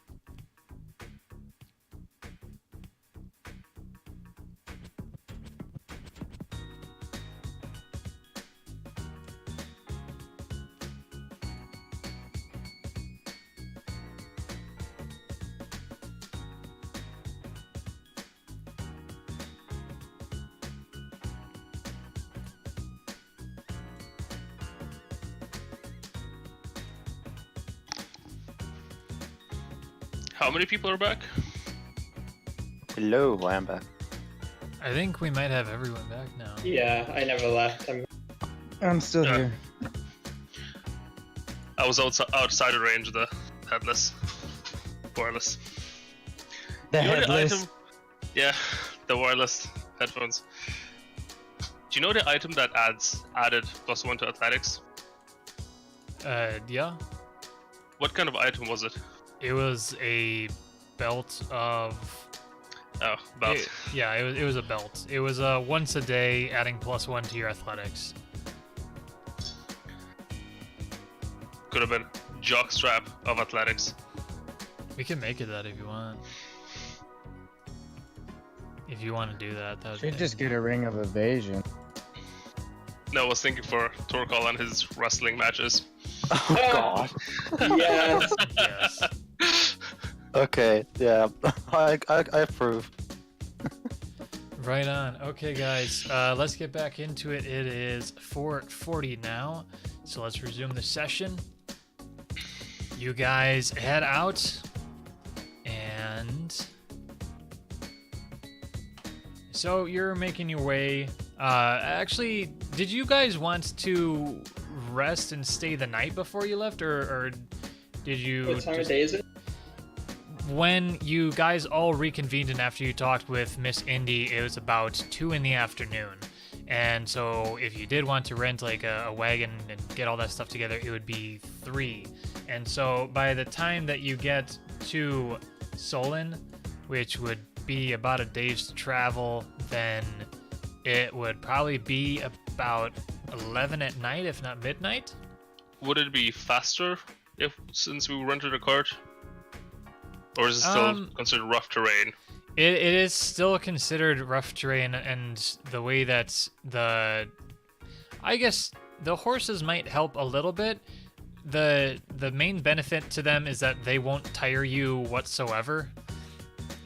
With you being in the wagon, and so yeah, that's just kind of it. But I mean, you guys haven't gone through any combats or casted any spells in any case, so if you want to head over there, it'd be fine. Say what? Yeah. Didn't we just rest like not long ago? Yeah, you just this session started with you guys waking up from a long rest. We could stop by Festro, see if they have any insight on what's happening down in Solen. Oh yeah, the town or that's is in Festro between not the a town? place that I wanted to send you.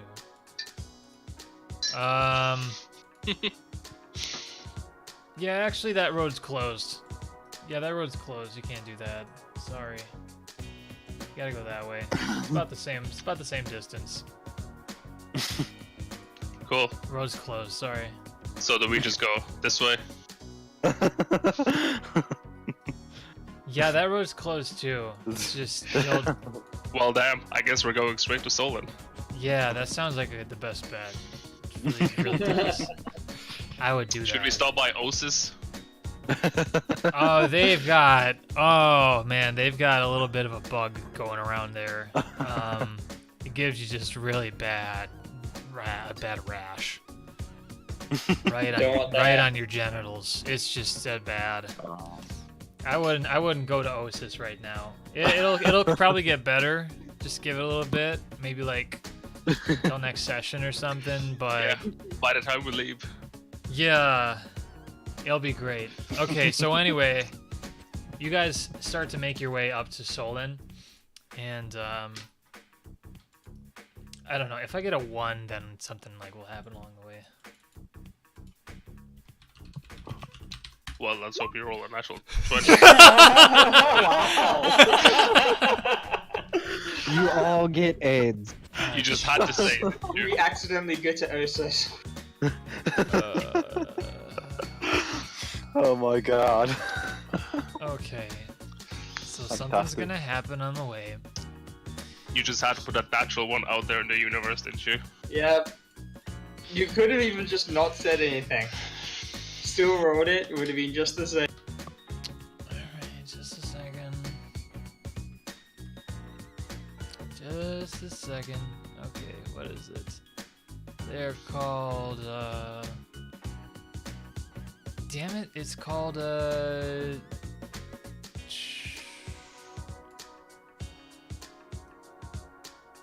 had it right there, what the frick? You frickin' fricks. Your thirst is never quenched.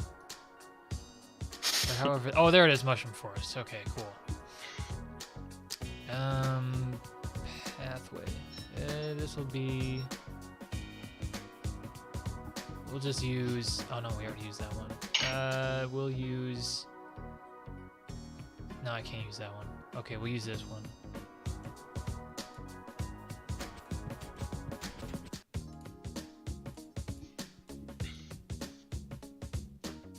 Oh. I was zooming in for like that one square, seeing what that was. You guys are coming in this way.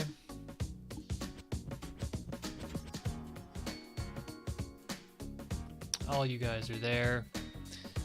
And what was the name of the guy? I had his name right here. I did. I had his name. What were you called, damn it? Klaus. It started. Questy McQuest face. I know, it's Questy McQuest, but it's just.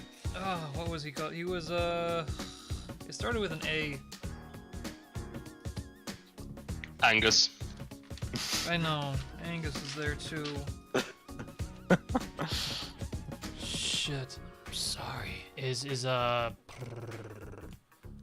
With luck, I'll have him here in my A thing. bullet. Do you guys hear that in the background, by the way? The music? Yeah. No, the whirring, the buzzing in my background. No. No. Okay, Maybe good. music is covering it up. Oh, okay, okay. I can't believe it. Okay, just a second. Just a second. I forgot the name of the guy. I had him all queued up.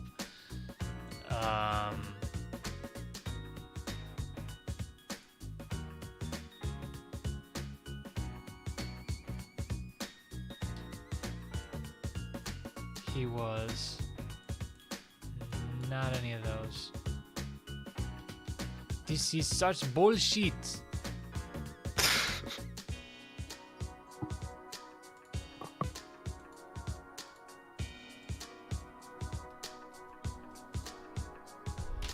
I wrote this shit down somewhere, I swear to God.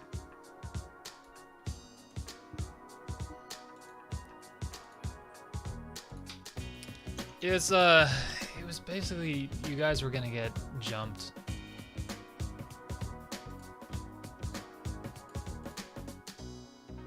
And I forget if this jerk is a, No, he's gotta be. He's gotta be. Fuck, I'm so sorry.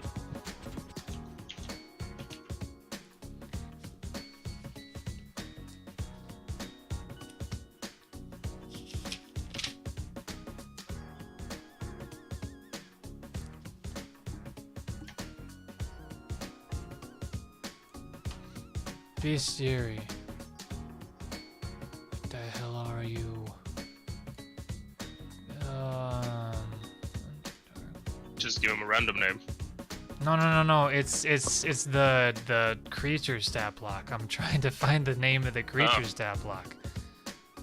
Aboleth? No. It's these guys in the Underdark that are like hired assassin guys. Assassins? No, they're not assassins, but that's kind of like the background of what they are. And like a Canoloth is one of them. They're a type of... It's not a fiend. And it begins with an A. I'm pretty... it's not an Aboleth. That would suck. God. Ankeg?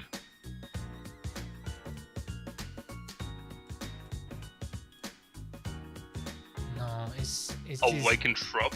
No. It's these guys. They There it is. No, it Lasers? started with a D. Sorry, it's the Dhergoloth. With a D. A Dark dirt? Metal, Death Dog, Diva, Disease There it Giant is. Rat, Doppelganger. No, I Raptors, got it. It's all good. Duragar.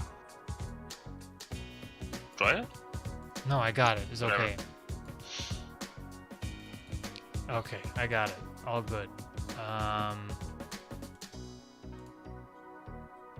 So this guy has nothing going on for him for stealth, so he's probably just gonna like be in the middle of the road and stopping you guys. So we'll say that the you hear just like a how does he even speak? Oh, abyssal, infernal, and telepathy 60 feet. So you guys kind of all hear in your minds just like, halt, your head is mine. Something like that. It's a Dhergoloth. You see this crazy, let me just enlarge the token. Big old praying Oh, mantis wow. boy. Oh, cool. Bug Boy. And so he is going to just straight up engage you guys. He's looks like he's out to kill you guys. And so with that, I'm going to need you guys to all roll initiative. I seriously apologize for that taking so long. I could have sworn I dragged his ass out there. But, no. And he's a okay. He's a fiend. I rolled a 17, but didn't click my token. Roll again and then change it. Yep.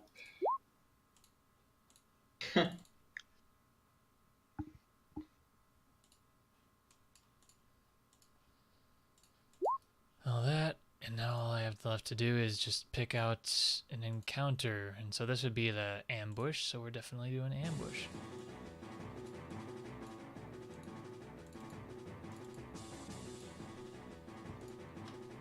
Everyone roll. Cool.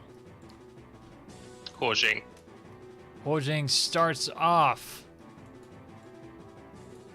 And so she's gonna say something like, if you will not move, then we will be forced to make you move.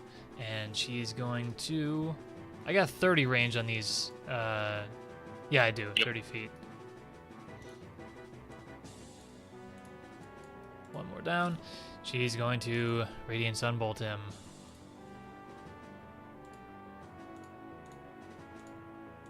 Pew pew. One of them hits for 6 radiant damage. Let me pull up his health bar so you guys can see it.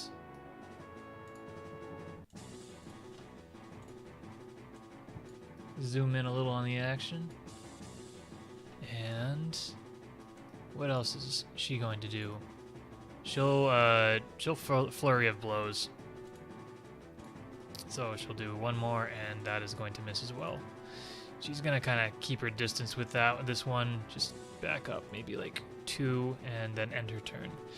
The Dhergoloth. It is its turn, and it is going to start charging towards you guys. Let's see. Oh,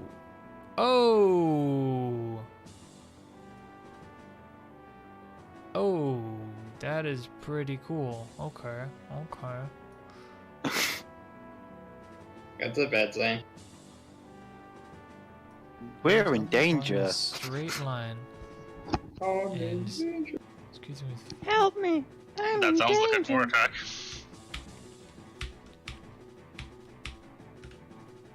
So then it moves in a straight line up to its walking speed. And each creature within 5 feet of it during its movement. Oh shit, yeah, okay. So it's gonna move to right here. It's gonna just like dash past you guys using its flailing claws. And so all 4 of you need to make a dexterity saving throw. Damn it. Oh wow. Oh! Nope. Bean. And Nope. so it just looks like it either does damage or it doesn't do damage. So Thaddeus, you take...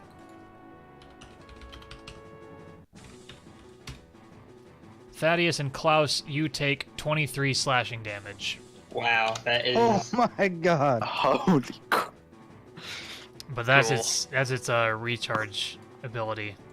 Let's see Yep. how this fight goes. But Thaddeus, it's on you now. The Dhergoloth has successfully penetrated into the ranks with flailing claws. Well, I'm already nearly dead, so I'm gonna back the fuck up. Oh yeah, damn, that did a lot to you. Yep. I'm squishy. Think I'm gonna have to try this out. So what am I gonna do? I'm gonna try to get away from the rest of the groups that if that happens again, I'm not in. So I'm gonna go like maybe there. Okay. And I'll say that you can like peer over this mushroom. Cool. And I'm gonna cast Magic Missile. And I head to my character sheet to figure out which level. Where'd my character sheet go? I lost my character sheet. One sec.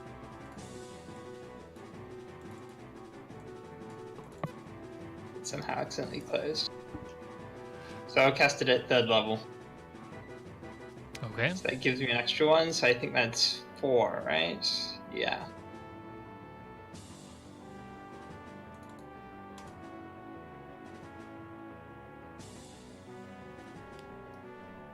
You cast 5.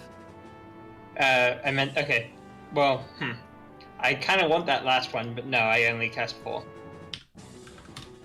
You deal 11 damage to him. Yay. Tond, it is your turn.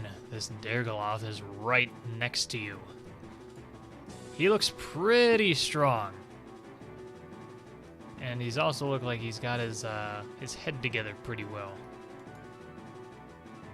I am going to cast Sanctuary on myself as a bonus action.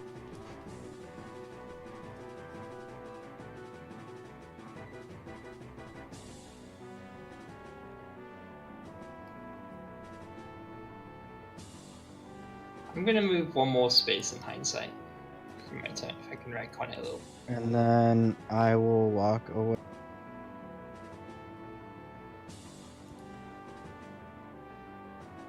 He's gonna get an attack of opportunity, but he has to take a wisdom save. He gets a 16, Yep, that makes it. so he makes a attack of opportunity against you now. Yep. 10 is probably going to miss. Yep, that's me. I am going to try a Thunderstone. Okay, I get what you're going for. You're gonna try and just get him by himself. Okay, let's just get the text out there so I can see the DC. I'm gonna grab the little fucking thing. Whoa, that's huge. That is not mine. That's fine. I mean, I know where you're gonna be throwing it. Just, it's gonna hit the Dhergoloth by himself. Okay, let's see. He gets an 8, so he is knocked 10 feet and is prone now. Boom, shakalaka. That's pretty good. He has a +4 to his con. Damn. Anything else? Nope, I already used my movement, my action, and bonus. Got it. Klaus, followed by Thorkal. Bonus action, Hex, and I curse his strength, so disadvantage on strength checks. Okay. And I'll fuck it, he's prone. Take 2 swings at him.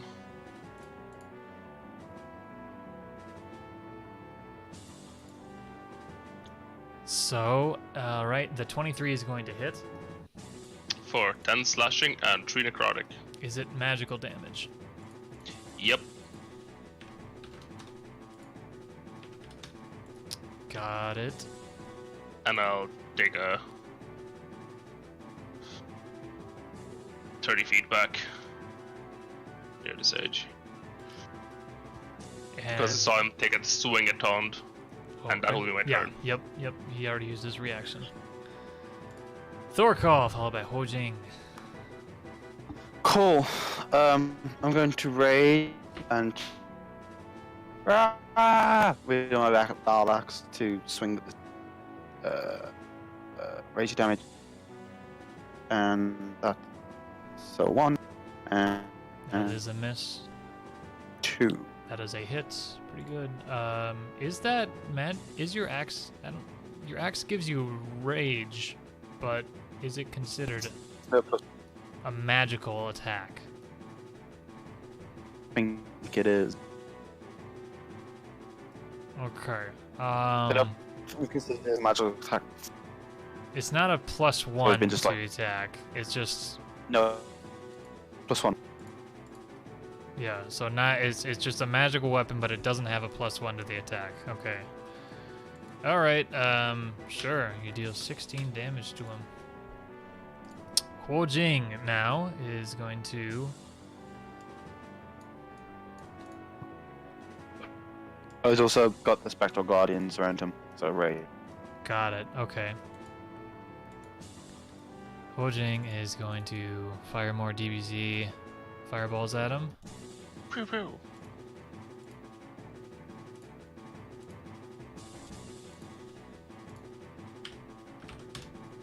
That did some damage, and another flurry of blows. Pretty good. Got it. It is the Dhergoloth's turn. It did not recharge its fantastic ability. It is going to spend half of its movement getting up. And then it is going to... Let's see. It is going to cast...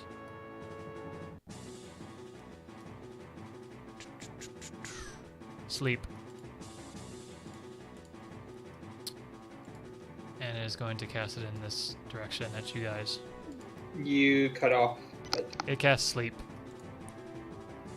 and it takes the lowest hit points first, right? Yeah, Nope. I'm at 20. So I'm at 9, so I'm definitely going down first in sleep. Thaddeus is asleep. And he's got... What more can he do? That's kind of it. He wanted to do that. I don't know. I'm just playing around with him right now. We'll see what happens next round. You guys might kick his ass, though. Let's see what happens. Thaddeus, followed by Tond. Oh, Thaddeus is I'm asleep. asleep. So on to Tond. How did you get sleeped? Dhergoloth. The guy cast Yeah, sleep. Because of sleep. what just happened. Yeah. Damn, son. Thaddeus is at 9 hit points left, so... Oh shit. Damn. Yeah, it's something about immediately getting run into. I am going to shoot it. That is a hit. Woo! Yeah. Min damage. Anything You else? like that? He loves it. I guess I'll move a little bit closer.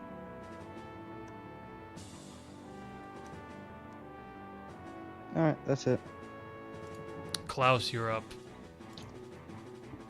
I will.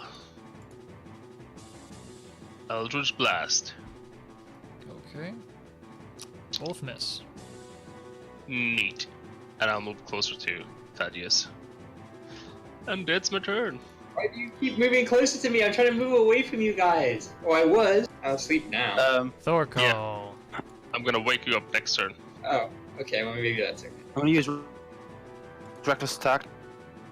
Okay. Some- Well, you're cutting out a lot, man. So reckless attack, It gives him advantage Yeah, no, on no, attacks. but then that also hurts him too, right? Yeah, the opponent has advantage on him as well. Okay, cool. Okay, so 14.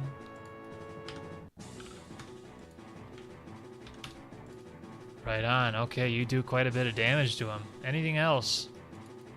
Nope. Got it. Okay, going on into Huo Jing now. She's gonna keep doing it. Flurry of blows. 1 hit for 8. And now we go on to the Dhergoloth. Recharged. And if he's getting up from prone, can he I'm use so his... screwed. He's not prone. He got up last turn. Oh. He's gonna move here and do his thing. Flailing Claws. So Thorkal, actually Huo Jing too, and Thaddeus and Klaus all need to... I'm asleep. I assume I automatically fail because I can't move out of Yeah. the way. You would automatically fail, and yeah, This is gonna Yeah, take... Do my dex dodge. first. Oh. That's- again, attack that's some opportunity, shit right, for doing damage. that, or- that is some Well, shit damage. Who's that taught? All of us. All of you Thaddeus is guys. down. Yeah. Okay, well I'm down. It didn't kill you though. I think it would be considered a crit. But even as a, never mind. Anyway, It didn't do double. It didn't do enough to get me to -32, which is my hit point. Do I get an attack of opportunity right, for moving here to... Yep. My You turn. cut out there for me. It just says the Oh. Dhergoloth moves up to its walking speed in a straight line and targets each creature within 5 feet of it during its movement. Yeah, it moved. You can attack. Okay, yeah, give it a shot. Unless Okay. it like disengages Yeah. during the thing. I don't know. Oh, this is mentioned in chat. Oh, The action would be flailing claws. okay. Ow. That is Oh. a miss. Crit miss. Chop off your foot. And it got hit by her. Okay. Anything more that I can do? I don't see it. That's a painful ability. Okay, Thaddeus, whisper me your death saving throw. How do I whisper? You go into your character sheet, you toggle to GM. Natural 20. Come on. And toggle whisper rolls to GM. Whisper toggle. There's a whisper toggle. There it is. Okay. And I'm doing death save. Okay. Okay. Mark that down. Going on to Tand.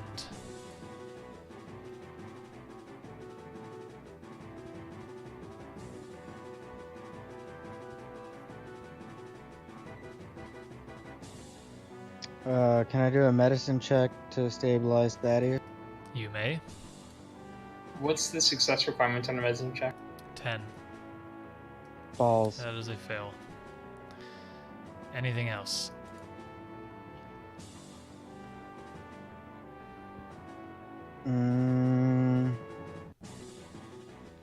I will cast Sanctuary on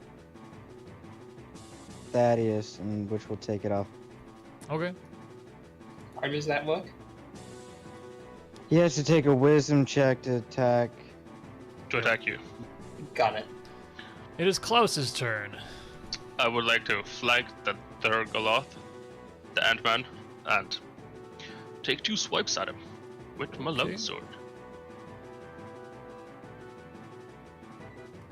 Both hits. You deal 18. And 2 hex damage. Is flanks with advantage then? Yes. Got it. That is just enough to 18. kill him. 6 Well. and 1. Wasted a spell, but I wanted to save Thaddeus as well. Eh. With that, you have taken out this assassin that seemed to have come after you guys on the road, for whatever reason it may be. Can I attempt to stabilize Thaddeus again? You may. Yep. I'll help Taunt. You stabilize Never mind. Thaddeus. There is a healing draught. Stop dying. Plus 8. Quit dying, you jerk.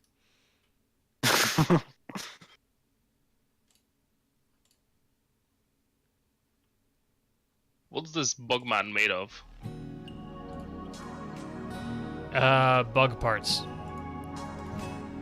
Is his carapace like hard enough to stop a blade? Let's see. Could an armor He's be made got from them? claws. Let me put a picture of him in Discord chat.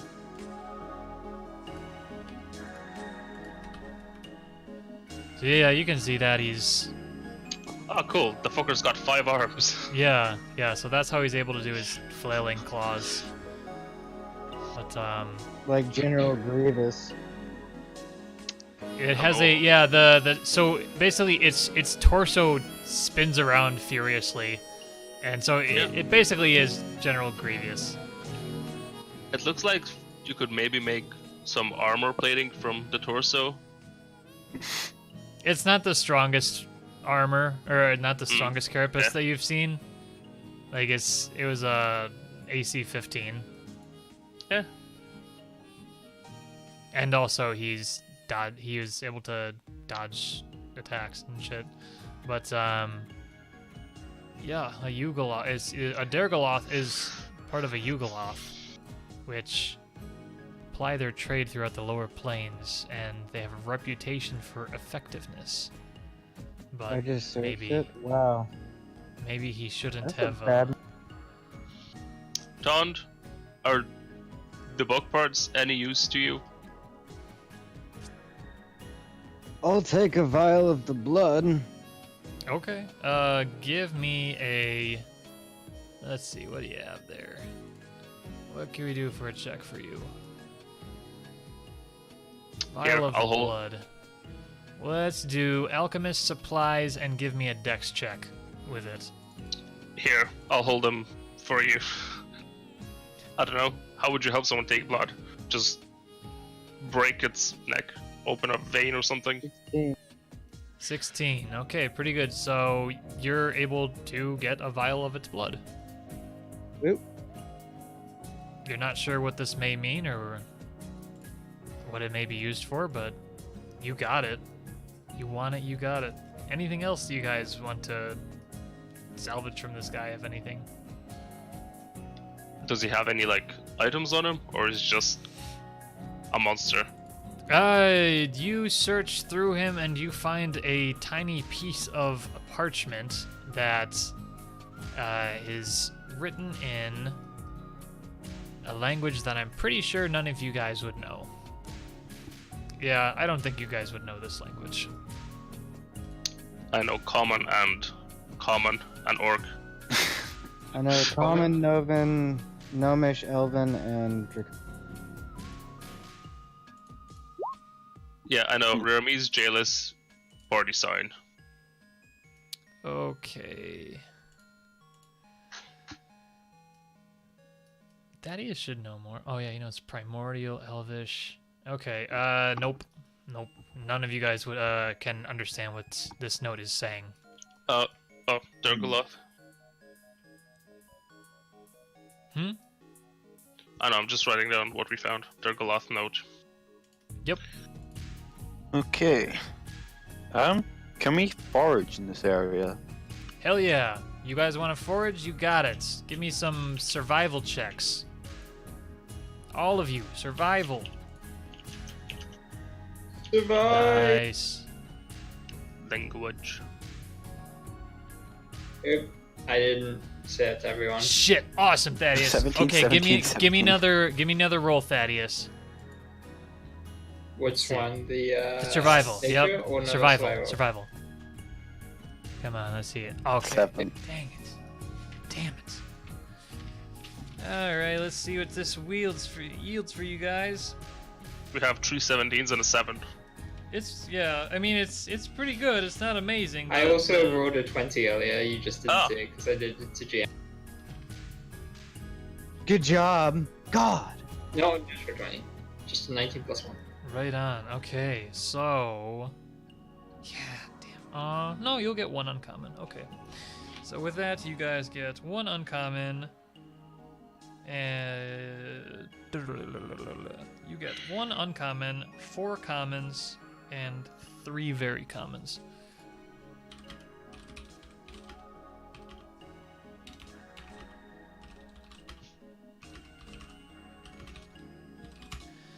That was just for me, and now I go through the forageables. Let's see, we got 4 different uncommons. Number 2.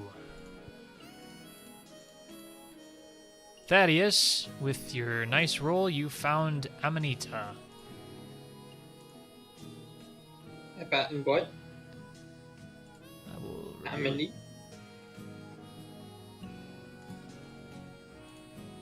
You could out after Ammon. Amanita. This is what you find.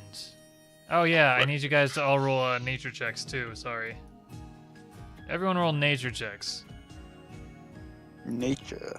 Yup. 6. Okay, cool. Alright, you're covered. Nature. You guys are covered. So, you get 1 Amanita. Incapable. Yeah, that's a pretty good one. Amanita, and then you got 4 commons, and so we got I quite can a bit always of those. also identify anything I want. But they're not necessarily magical. True that. How many of Amanitas did we find? 1. 1. You putting that in the bag of holding? I'm writing them down in party chat. Party inventory. 5 and 4. Okay, cool. So of the commons that you guys found, you find a couple. You find a few Kim Slice, a few. Yeah, let's say We you find found like, Kimbo Slice. Yeah, no, it's called Kim Slice. It's a kiwi. It's basically the kiwis down here, but yeah, that's. Yep, slightly purple. It's slightly purple. It's called Kim Slice. And then you also find Fezroot, which is the long asparagus kind of thing. So you guys find food, essentially. And then for the very common... 1, 2, 3... You find a bunch of cave moss.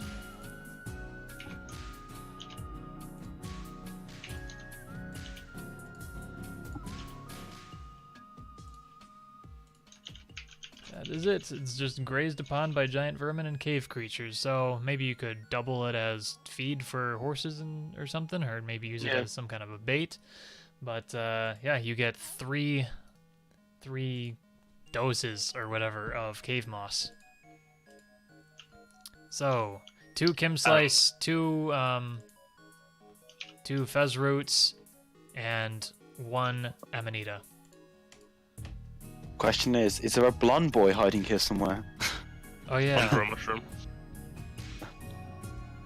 Once you check under the mushrooms, yeah, give me a perception check. Everyone or just him? Everyone. Thorkal, you do find him. There he is. Whoa. He's just sitting there playing Inspector Gadget on his Game Boy. It's kind of one of those like forgettable games, like you just buy it and you play it once and then you're just like, oh great, that cost me $35. And Right.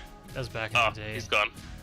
Game Boy games back in the I was gonna ask him if he knows what this yellow cartridge is. Oh, you wanted to talk to him about it? Yeah, with this yellow rat on it. Oh, sure, yeah. He'll say, yeah, give me that! Give me that! I'm looking all over for this thing! And so he just pops it into his, No. What are you gonna give us in return? He goes into his...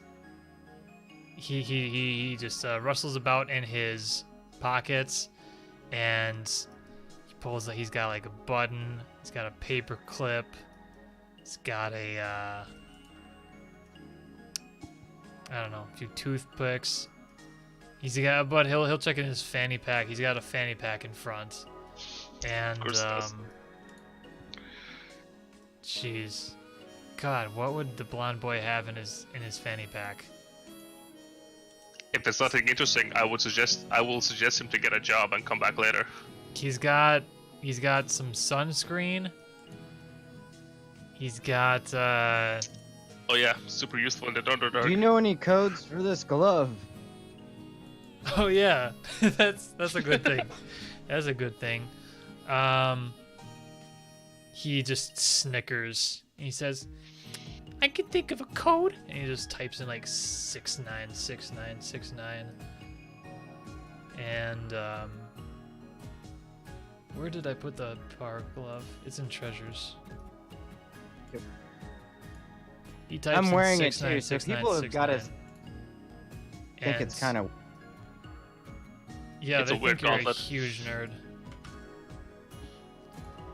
We have Acid Splash and Eldritch Blast.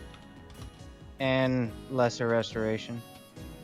You just unlocked a Do we? special code Oh shit. thanks to the Friends. blonde cantrip? boy. That's a special code that he just unlocked for you guys. Who's wearing the power glove? Ton. On. I am. So just remember that when you cast friends, whoever you cast it upon, they get hostile after it wears off. Well, they know that you did it. They know that you did it, and they turn hostile. Unless they're really dumb. Yeah, but it does say in the spell text that they turn hostile. No problem if you plan to kill him afterwards anyway. Oh. So anyway, True. you got that from the blonde boy, and you killed this guy. That said, do you guys want to continue on your way? Yep. Okay. It says they could react violently. They could react violently, but they still do turn hostile. Hostile doesn't necessarily mean violent, but they'll probably be pissed off at Yeah. you. Yeah. Minus like Okay. 20 to relationship. So, you guys continue on your way. Anything else you want to do? Not really. Take Okay. a short rest in the back. Because I got sliced up, so did Thaddeus. I very You much guys need a short can. rest. You guys can take a short rest. Klaus, would you like a potion? Hit me. I punch Klaus.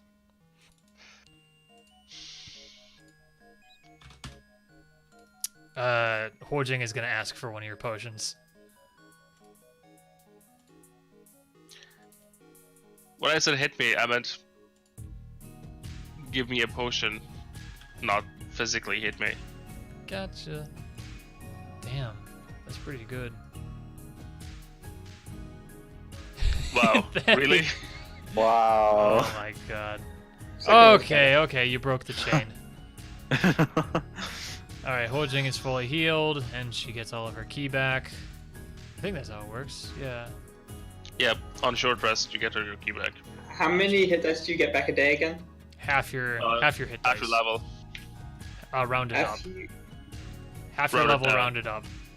Got it. Run it up? I round up, yeah. Okay. In that case, I'll do one more hit dice. Oh, 2 sevens. I'm back at full. Good job, guys. Okay, so after this, is there anything else you would like to do, or would you like to pack up the wagon and continue on your way to Solen? Yeah. Could I check out that pool in the middle? You may, sure. So you approach the pool, and you find, upon looking inside a little bit, you do see some fish inside. There's a few fish in the pool. They're tiny little guys. Oh, tiny fish. Yeah, I mean, they're not gonna be giant. Would an investigation check potentially give me any further detail? Are they edible it size would- or like? Not necessarily about the fish, but like just if there's a bottom to the pond or... Oh, okay. So if you want to see if there's a bottom to the ponds, you can. It's a tiny bit murky, but you can tell that it's pretty shallow, and it would at least go up to it'd go up to Thaddeus's knees before he I touches have the some bottom. rope. You can just tie a rock to the bottom, lower it, and when you feel it hit the bottom, take it out, and it'll be. Oh, you know, we still haven't done my robe yet. Oh, okay. We'll do that after this session. So Are the do you fish guys like want edible to- size, or yeah, they are. Do you want to go fishing? I'll summon a triton and spearfish? A trident? Yeah. Okay, give me a roll for attack. Can I try to fish with my hands? Sure. Give me That's a a 23. dexterity roll. A 23? Yep. Jesus, dude. Because anything I summon, bastards! I'm proficient with, Well, and I use my charisma. okay, with 9 slashing damage, you beat it to a frickin' pulp with a giant trident, so you pierce right through the fish, and you're not sure if there's any meat left. But congratulations, you found a bream. Oh, what I see. What damage tritons do? Yeah, well, you did a bream. 5 with a 5 dexterity, you're not able to catch anything with your hands.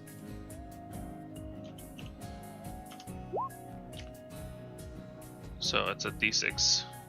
So it'd be 2 plus 3 plus 1 for 6 damage But instead of yeah, 9.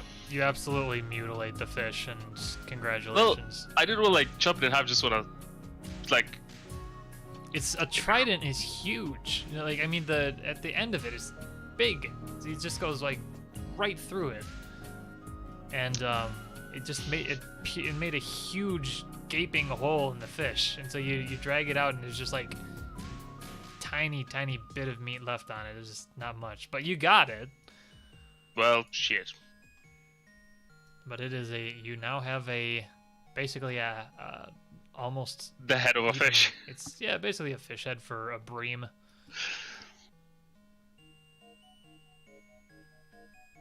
By the way, I'm getting all my fish from Stardew Valley because I don't know fish.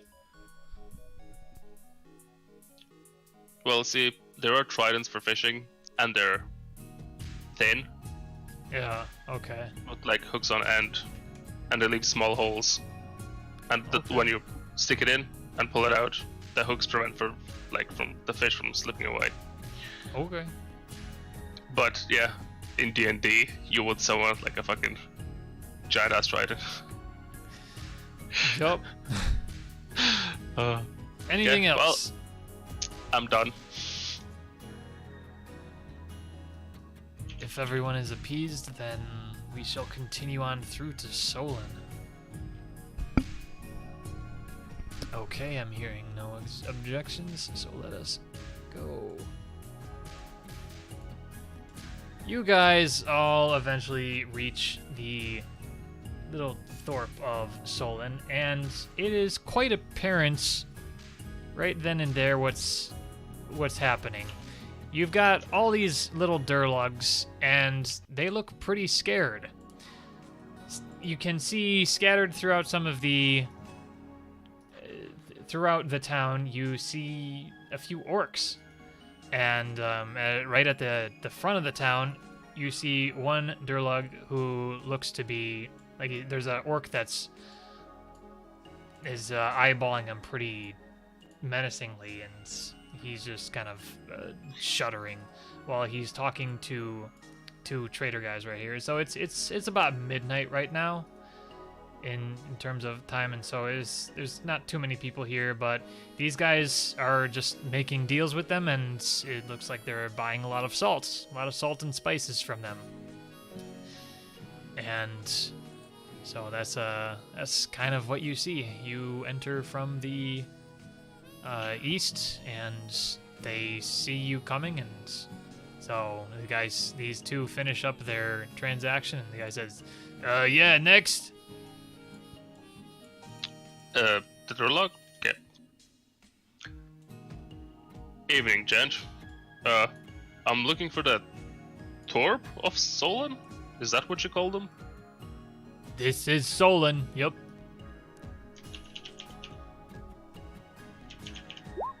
That guy. No, Thorp is a type of village. Oh. It's just a very small village. Very, very small. I thought that was the name of the guy who's in charge. Who's in charge here? Well, right now we got Grinax is running things, unfortunately. I mean, fortunately, I'm sorry. I want to get down low, whisper level, and put my elbows on the table. We're here at Miss Indy's request to figure out what's going on. He is going to kind of he's gonna raise his eyebrows and kind of like a little bit of surprise and astonishment, and also just a little bit of a relief. And he's just gonna lean in towards you and say, "Get rid of these damn orcs." Would you point out to the orc in charge? And then he says, "Yeah, we are very fortunate to be now under control by Raznar, who's now holds himself up in the tent nearby, across the river." Oh. See.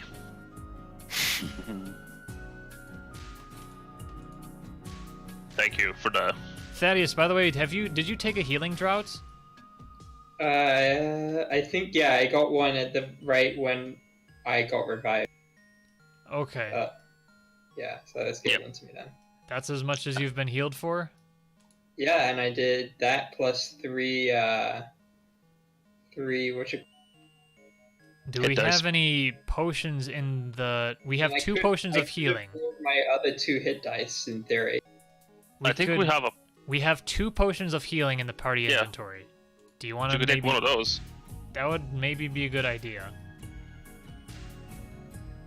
One or maybe even both of them.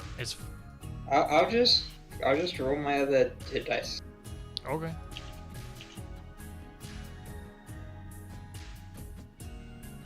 You gain back 8 more? Yeah, I'm almost at full. Okay, so you're basically Just full. 2 away from full. Alrighty. Sure.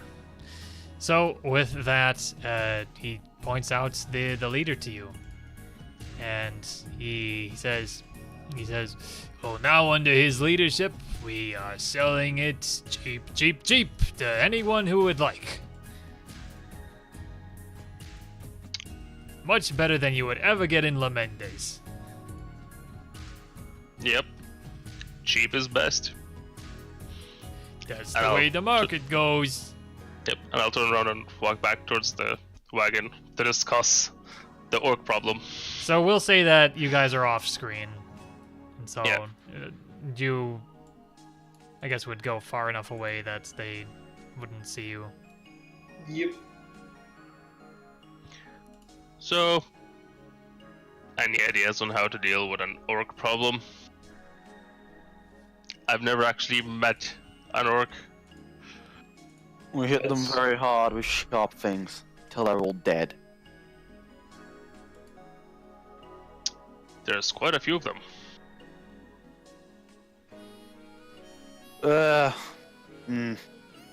There's like 10 of them. We're climbing out on the side of the river. We can perhaps follow them through across the bridge. What if they shoot from across the river? So, let me tell you a little something just about the environment, is that the river it's not like calm, it is rushing a bit, and you can determine that it is kind of deep. Like, it's probably like 10 feet deep. And so, anyone who goes through it, they would probably get pushed by the current, and they would have to swim through. Yep. But if they shoot us, we shoot back. And your only way across by walking is this fallen fungal big boy. And what if they just destroy that one bridge and they just hole up on the other side? Then they're orcs. Foraging says, "Well, then we shall fight from afar." What will they do? They have their... What are they gonna do? Just throw axes at us? Alright, let's call killing them all Plan A. Any other plans? Well... Missing you did say whatever it takes. Comes with 2 patches for 10-foot poles base, so I could throw down some poles, and then we could make like a miniature bridge. So when you guys are discussing this, a Dhergoloth rushes up to you guys. He says, did I hear you guys right? You gonna try and take care of the orc problem?" Wait, he's blue? He's got a blue bandana. Nick. You part of Nick's crew? No, I'm part of Captain Rudy. Isn't blue for Nick? Nick is... Think of the casino as green money, so that's Nick. Nick is green.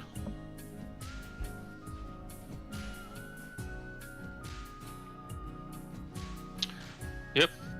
We're here as Miss Indy's representatives. He pulls out a Bowie knife. He says, "Whatever you do, let me get in some of the action." Sure. So this guy seems like he would like to help you. Any other volunteers? that you know of? No, these guys are all... They're a bunch of wimps. I guess that's why the orcs took over so easily. Yeah. Among other things. Let's just say that, there used to be more of me, and we don't like orcs too much, so they saw an opening, and, let's just say it was a big blunder. Do you know how strong this orc leader is? Oh, he's pretty strong.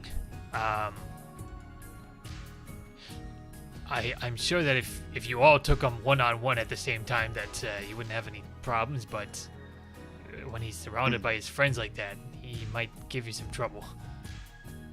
Well, I'm pretty strong too. Yeah.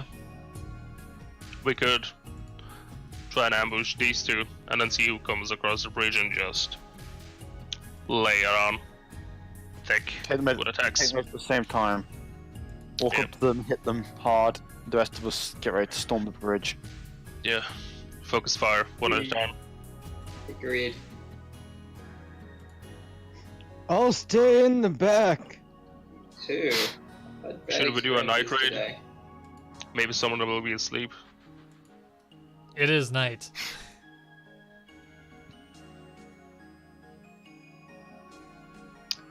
And these two are active, like, awake. It's not like we can really see what the fucking time of day is.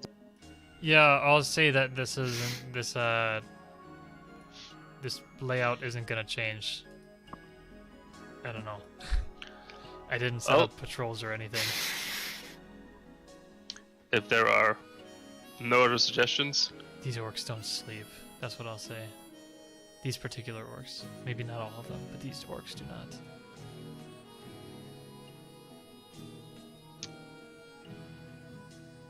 if there are no other suggestions, we can get in position and just start the I mean, fight. do you guys just want to like kill these two guys straight out, or do you want to like maybe make it look like I'm giving you a tour around here, and maybe I could get you a little bit closer to them and take them out, and maybe you might be able to take out the leader, and then they'd get scared and run away. I could cast friends on one of the orcs and try to convince him that the other orc slept with his wife. It only lasts for a minute, though. Yep. That would I be mean, that- more of a. Long enough for them to kill each other, probably. But That'll be more of a suggestion spell. It would be more of a suggestion spell. Suppose if we get close to that leader, we could try and take him out, but I'm not sure how well it'd work against orcs. Yeah. He might just send them more crazy. How are you guys on time, by the way? I don't want if any of you like need to leave. I don't I'm want to push fine. it. I'm good. I'm good. I'm good. We'll probably do this. Okie dokie. But see, the thing is, if we just kill their leader, they might just regroup stronger and come back. If we just wipe them all out, no problem later on. Cut the body, or cut off the head and the snake dies. There's that too. Yep. So But there's also, what if the snake grows back its head? Some idiot steps up as the leader. well, we can go down the deep rabbit hole, which is So, what do you guys think? It's like a rabbit hole, but it's slightly tinted purple. Yeah. Should we try and get close to the leader and just try and take him out? Or do we try and take out the whole group? By the way, I just came up with that idea just like on the spot. I didn't. It's not like I have him written out to say that. I'm trying to think of stuff myself too. We could do that, and then we could kill the leader, then just butcher them all. Yeah. What I'm Yeah. worried is, on the other side, then the reinforcements could get there a lot quicker, Sure. Just and we throw could just now. surrender pretty fucking quick. Just throw an hour past. We could try and hold. Sorry, I didn't catch your name. Lucap. Yeah, my name is Lavan. You see that rocky passage on your side? Is there any way to block it off temporarily? This one? Or This wait- one. Oh, this rocky passage. Not that I can see. Nothing too easily. We don't have any boulders we could roll up or anything. I'm not sure.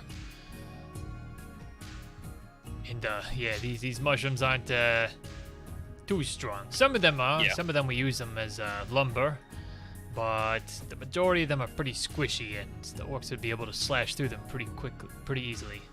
We could always post up on these rocks over here.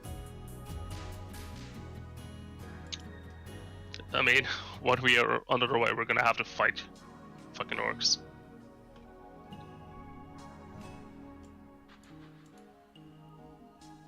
So everyone's in agreement of take out the head, see what happens.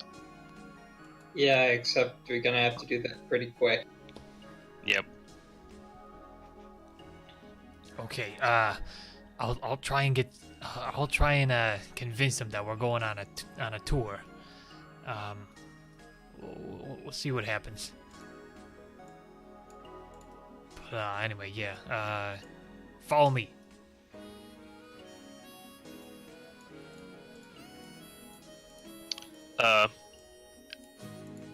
I would like to cast. I touched Thorkal's weapon and cast Elemental Weapon Ooh. and add acid damage to it, and it's a +1. Okay. Oh. So Okay. Lavan, he's gonna start leading you guys through. I don't know what your marching order is gonna be, but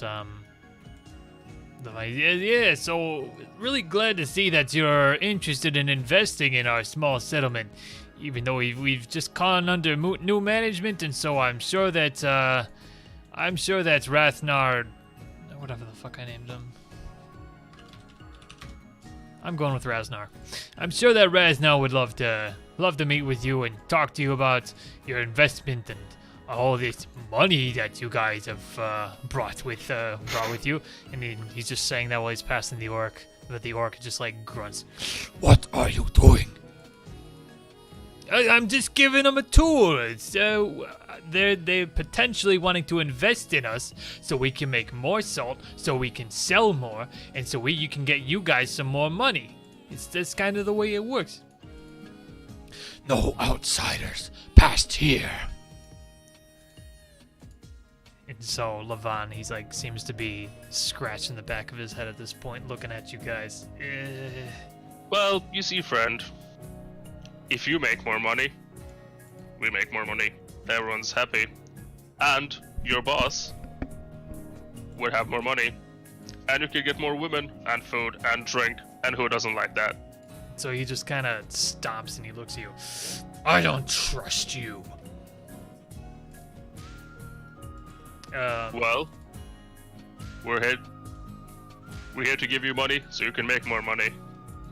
How could you not trust that? I don't care about the money. What why do be you here at care all? about? We care about honor, keeping the clan together. Do you consider it honorable to enslave weaker beings? These beings that insult us are nothing. We suffer under the hand of Mendes every day, and for us to counterattack, it is not like we made the first blow. And wouldn't earning more money give you the chance to buy more weapons to get your revenge and keep your clan together? That is one of the things, yes. But I cannot trust outsiders so easily. Well, it's not up to you. It's up to your boss. Your clan leader. You stay Can we here. make a persuasion check? Yeah, you can make a persuasion check at this point. I would say that's fair. We may be outsiders, but you know, we're still good friends. Oh. That's Oh, wrong perception. check. Sorry, Who's making the persuasion check? doesn't matter. Tan's just Zoltan just made the persuasion check. Okay. And he doesn't seem to be too swayed. But he is going to point to this orc over here and just kind of speak. He's going to say something to him in Orcish, and he's just going to perk up, and then he's going to start walking over, assumedly towards the boss. Do you do anything at this point?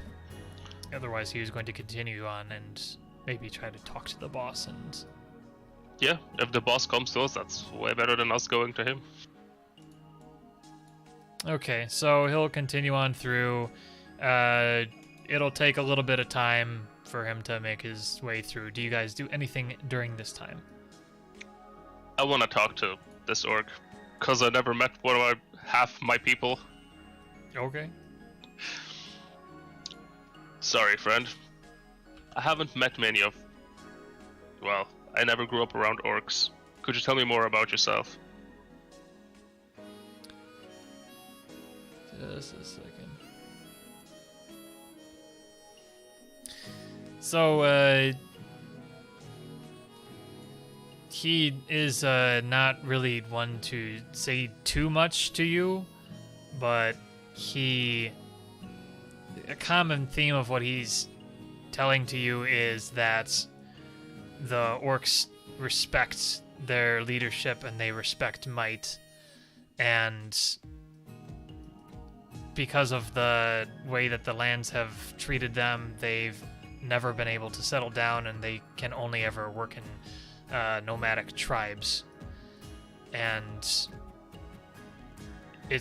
some may see them as reckless, but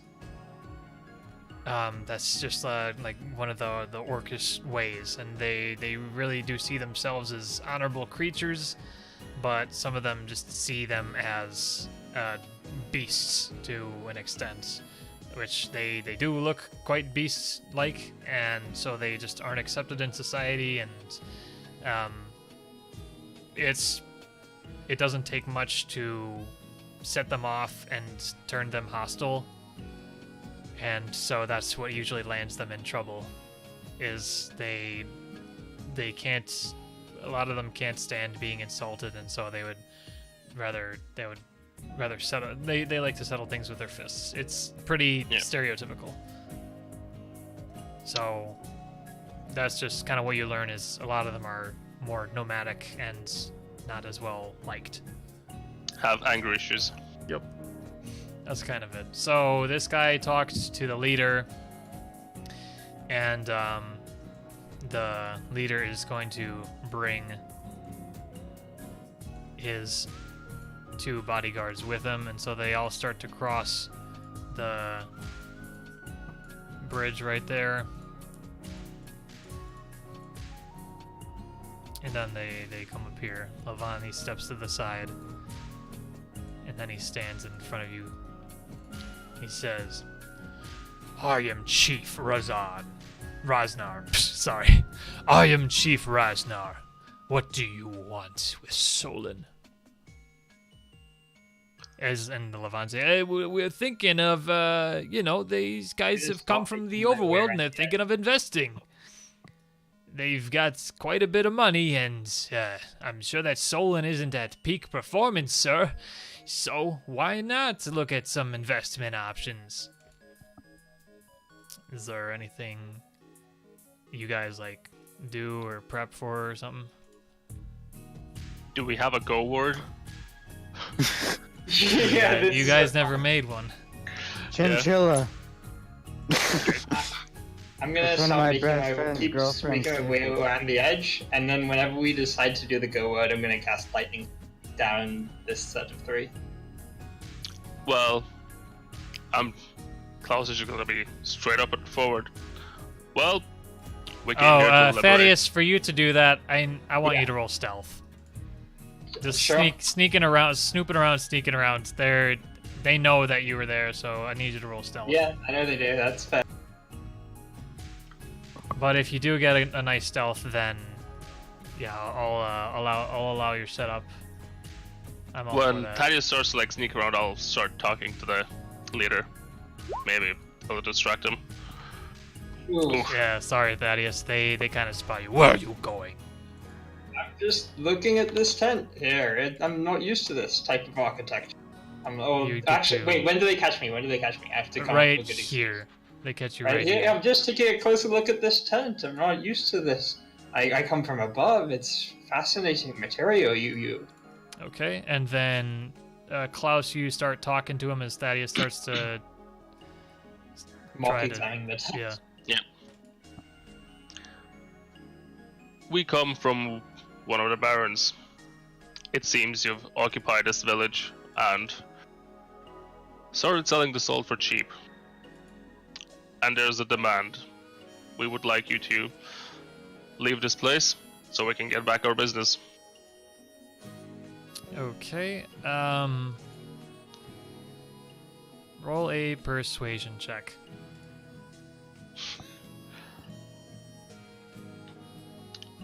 Persuasion. 15. It was kind of a high DC for that. Yep. So he's going to say, "We will stay here as long as we must, but we will earn as much as we can from here. You're not investors at all.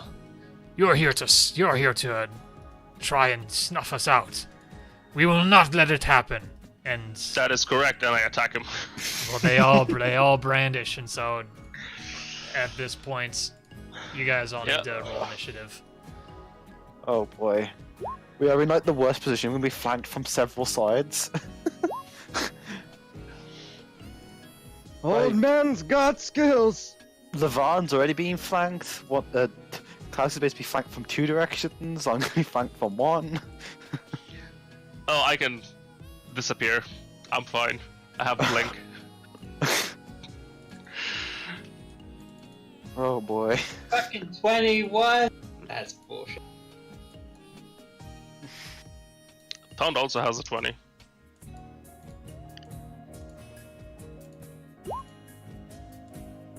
Alright, that's better. Nope. 21. It's a lot of orcs.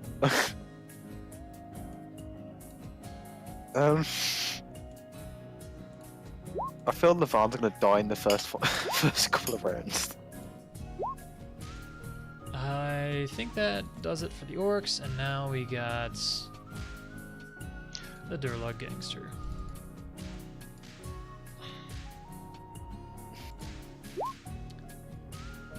How are your guys' con saves?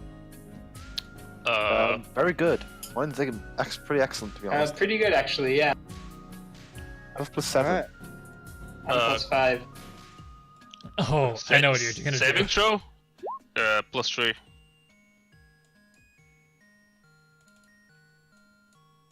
I'm not proficient, so it's just a straight con. Well, you're addicted to Tond anyways, so.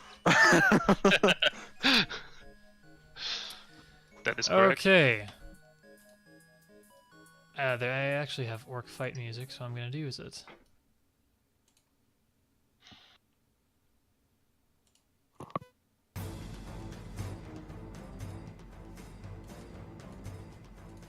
So it begins with this orc down here. He's playing poker with the other guys, and he looks up and he sees that weapons are being brandished, and so he just kind of slams his cards on the table and just picks up his own axe and he just points to them. Blah, blah, blah, blah, blah. He says something in Orcish that you guys don't understand, but now these orcs over here.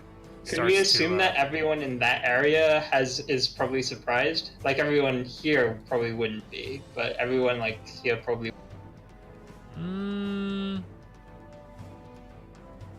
I'll say yeah. We'll do that. We'll give them the surprise condition. Surprise condition. Okay, so Hojing's got the first attack on this, and she is, like people have said, go for the chief. So she's gonna go straight for the chief. And let's see.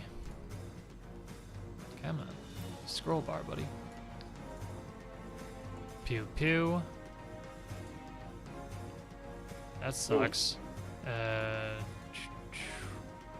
So flurry of blows with that.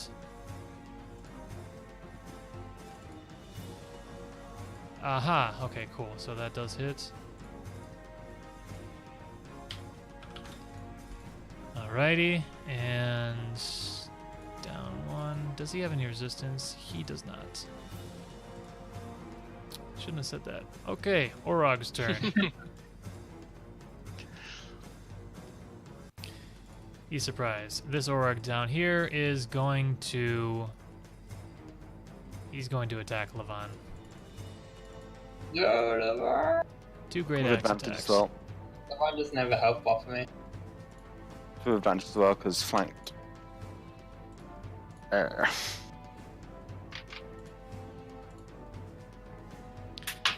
hit Oof.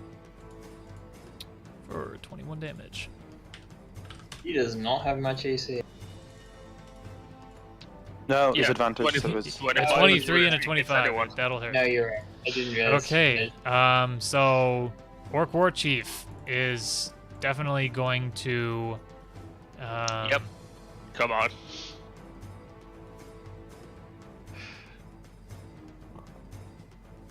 He's going to use Battle Cry. And so everyone within 30 feet of him has advantage on attack rolls until the start of his next turn. And he's going to make one attack as a bonus action, so he's going to attack you Yep. with his Great Axe. 25. 25 hits. Does 15 slashing damage. Shit. God damn. I'm not sure. So we when gonna he quit sticking let's see, as a bonus action, he can move up to his speed towards a hostile creature that can see. Just a second.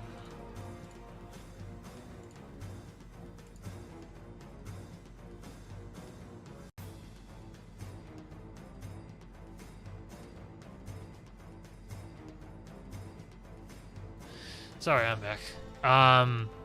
So when he delivers his blow from his axe, he does so with the fury of Groomsh, and it just adds a little bit more damage on top, so that's what that random +4 is for. Oh. But, No, I think that's the random 2. Because +4 is the strength. Oh yeah, true. Okay, so that is the 2. Anyway, it hurts. That's his turn. Tand, you are up. I have a feeling that's... Okay. Yep. You're gonna get everyone. You don't have to get that guy, I think. You might be able to position it so you don't get It doesn't do damage. I'm it'll be all fine. about equality. I'm all about equality. I'll dropkick a woman. Those guys get Durlux. Okay. Unless they fail. Alrighty. So it's a DC 15 con save. 17. Which way do I go flying? War Chief is This okay. 10 feet. Orogs are okay.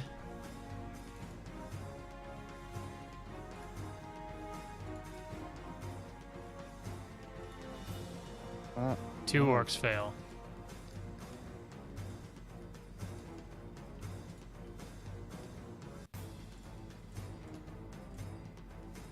I also failed. Which way do I get blasted?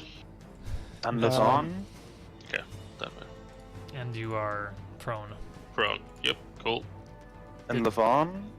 Levon, yes. Levon gets... He's A he's crit. also- Levon's good. Okay, anything else, Tand?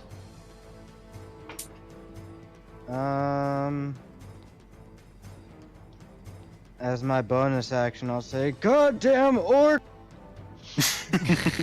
Okay. You damn dirty orcs. Okay. Levon's turn. Levon is going to take a swig. And so he takes a swig of some Piss League whiskey from the flask he was hiding, giving him a new swing of confidence. For the next 3 turns, the Dhergoloth Gangster gets an extra melee attack, though this extra attack is at disadvantage. So that is what he's going to do. He's just gonna stay where he is right now, so doesn't get the shit kicked out of him. And now going on to this orc, he's surprised. Klaus, it is your turn. You are prone.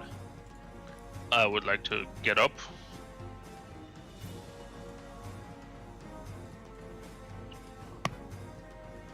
Bonus action on the leader guy. And blink as an action. Okay. And I poof out of existence. I'm in the ethereal plane. Right on. Anything else? That's my turn. It is this orc's turn. He's going to stand up and attack the closest thing to him, which is Thaddeus. Yep. I'm probably gonna shoot what he does if it hits. Could I have moved a bit before I cast blink? Yeah, sure. I got off 15 feet, so I just would have got here and then poofed. Does a 14 hit? Yes, but I'm shooting.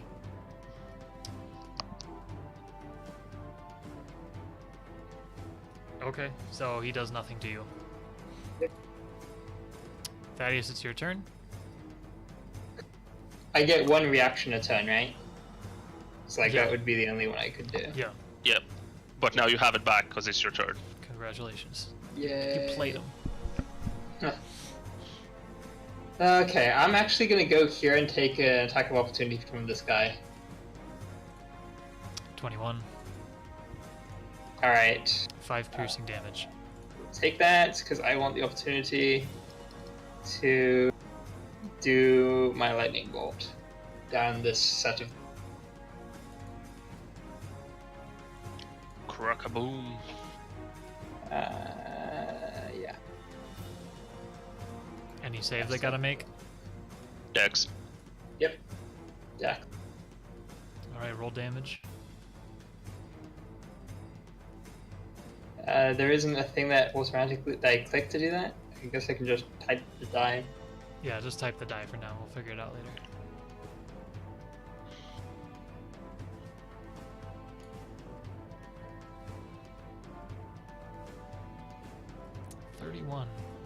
Okay. So, horrible. Average. Fail. Nope. Ooh. Pass.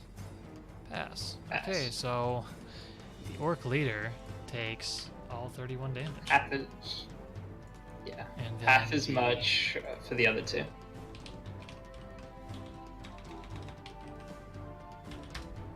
Because I'm lazy. Okay, that takes 16.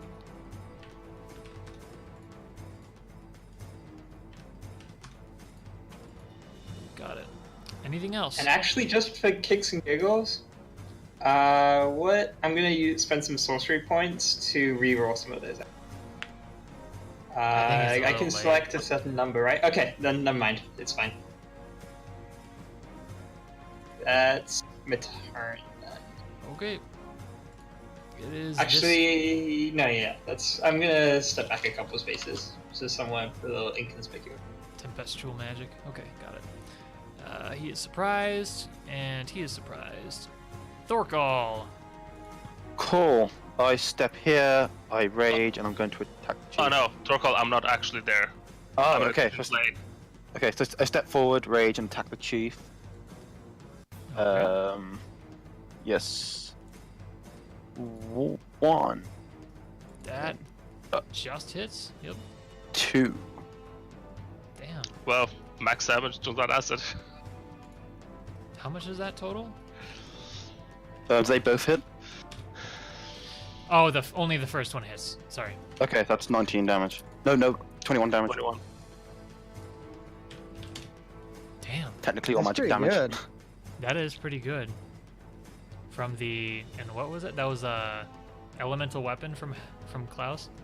That's pretty Yep. good. Yeah. That's dope. It's part of the Hexblade arsenal. Okay. Anything else? Nope. But that guy does have the ancestral protectors. Got it. Yep. Okay. This Orog is going to flank you and get 2 great axe attacks on you. Julio. You may do so. Miss. 20. Hit. 14 slashing damage, so 7. Yep. Oh shit. And I thought the best you can bring, Mr. Orc. that is it. One more. This guy is prone. He is going to stand up. And what happened? So you're in the ethereal plane, right, Klaus? Yep. And on my next turn, I appear 10 feet from where I was. So what if he just goes there? I'm actually where Thorkal is, but I'm in an ethereal plane. Okay. So this orc's gonna go here and flank Thorkal himself. And 23, Yeah. dealing 4 damage. Yep.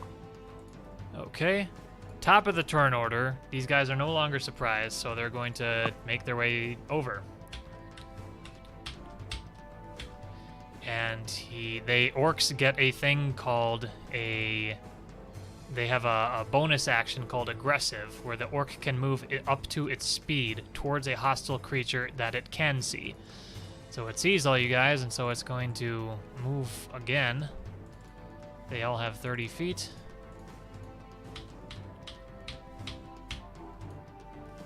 And then he is going to throw a javelin at Lavan. And miss. He doesn't have advantage. It is Hojing's turn. And Hojing is going to try and take out this orc flanking Thorkal. And get advantage.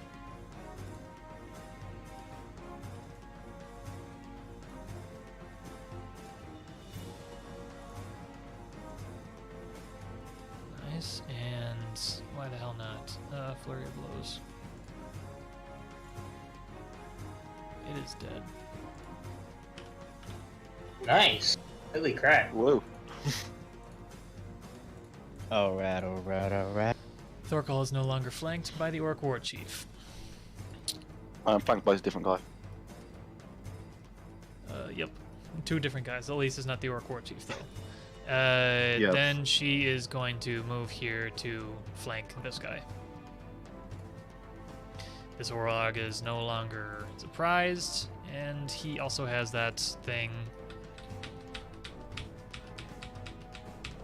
And the Orogs, they do have javelins, so he is going to try and throw it at Lavan.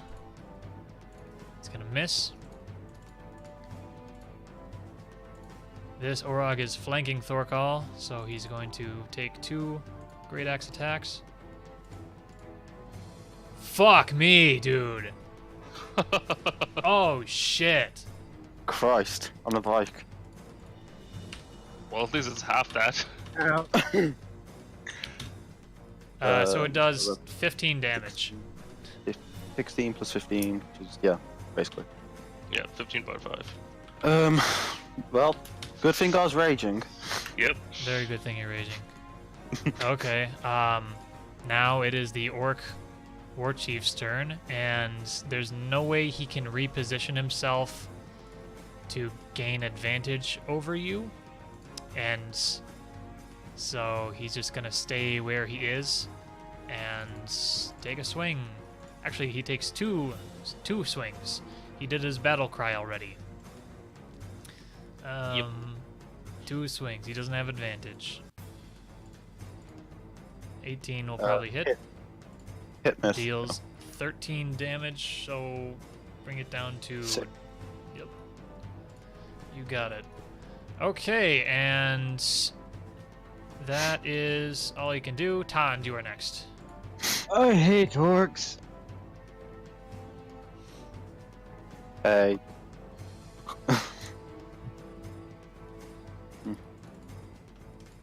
I'm gonna throw acid at the one near Thaddeus. Okay. Nice damage. Hope it hits. Fuck! God damn it. Okay, sorry, man. That would have been Dude. awesome. Do artificers not have any like cantrips? That Me? is my cantrip. Oh, It basically functions as a cantrip. Yep. But that's with his new. You have new damage on that now, right? That's with the increased damage. Yeah, it's 3d6 now. Right on. Okay, cool. Anything else?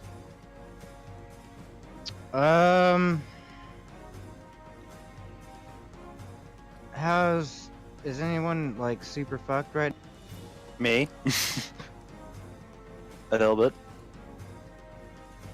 You're about half up still. Yeah, well, yeah, but depends on what those Uruks will do. I'm gonna cast a Shield of Faith. Or not Shield of Faith, was it Shield of Faith? That's the one. Sanctuary? Shield of Fate adds +2 AC. Yeah, no, I'm gonna cast Sanctuary on him. Okay. So that'll be the third time you've cast Sanctuary. Yep, that's all my spells. Got I it. have 3 spell slots. Okay, it is Levon's turn. And now that he has a new swing of confidence, he is going to try and exploit it. He's not going to try and reposition himself because he could get killed in one more hit. He is going to try and hit this. No, he's gonna try and hit the. He's gonna try and hit the Olog. So he takes 3 attacks.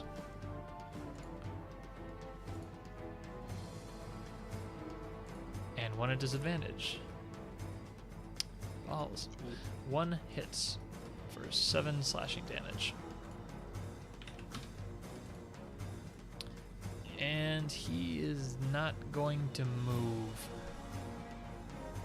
Actually, he could use that. He could use a pretty cool skill next round if he wants. Orc's turn. He is no longer surprised.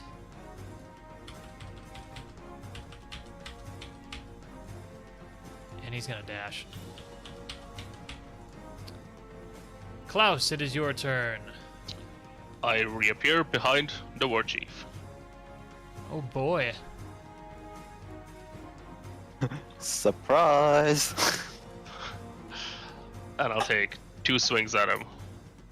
Go for it. Both of those hit. Ooh.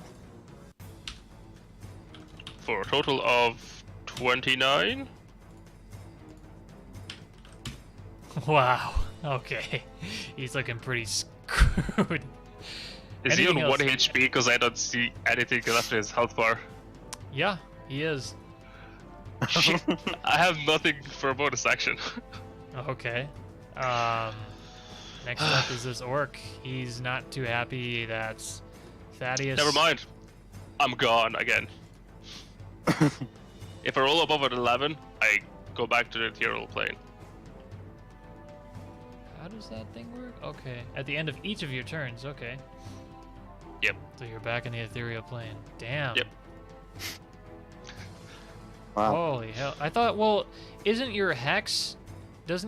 Can't you only have like 1 hex, and so you have the one this for is Blink. Thorkal? Yeah, it's not concentration. It lasts a minute. Okay. All So right. just move in and out. If I roll above an 11.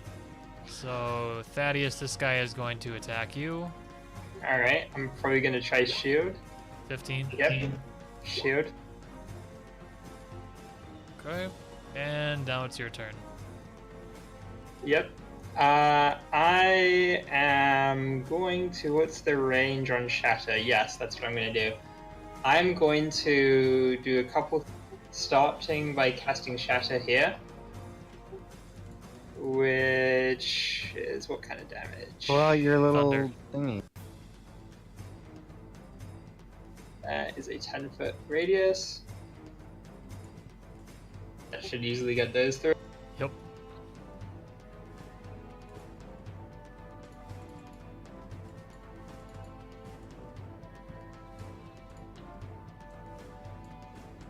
DC 15 con save.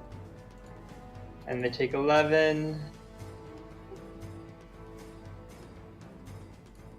Or half as much on a success. So 1 makes it, 2 make it, 1 fail.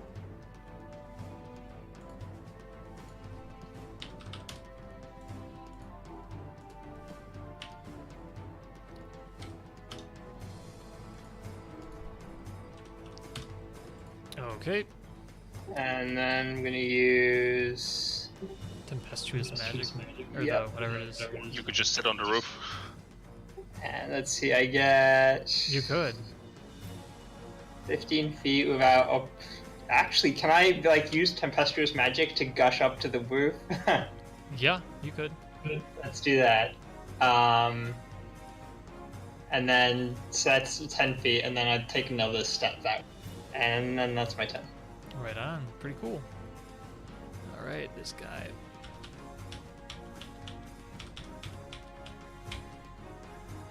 And he is going to throw a javelin at Thorkal. Cool. 18 hits. for... Wisdom save. He has Yeah, that. wisdom save to see Oh, if he can, right. because of the what you call. Sanctuary. Wisdom save. Fail. Has So- to choose your target. You must choose a new target or lose the attack or spell. Oh, okay. He's going to throw it at Levon then. Which... that hits. Rip Levon? Levon is so dead. What's Levon's health looking like? 6 out of 35. Ooh. Oh. Okay, that's his turn, and now we got this guy finally. Thorkal's gonna have to finish it. Was I off by 1 damage? Yeah. Don't forget, Thorkal Shit. has my shield of faith, or Okay. sanctuary. Yep. Thorkal. Okay, I'm gonna attack the chief. Hopefully I hit. That's a miss. That's a miss, isn't it? Okay, second attack. That's a miss. Oh. What? It's a +8. It's a plus. It's a Could have gone reckless. I'm sorry, man. I didn't think I'd need to. Yeah. Wow. Is that it? Yeah. Okay, bonus action unarmed for that. I got nothing else. Oh man. Orag is going to attack you with advantage. Wisdom save. Wisdom save. He gets past. Oh. Wow. Both hits. For 6 damage total. Yeah, that's pretty shit damage. Okay. It's gonna be up to Ho Jing.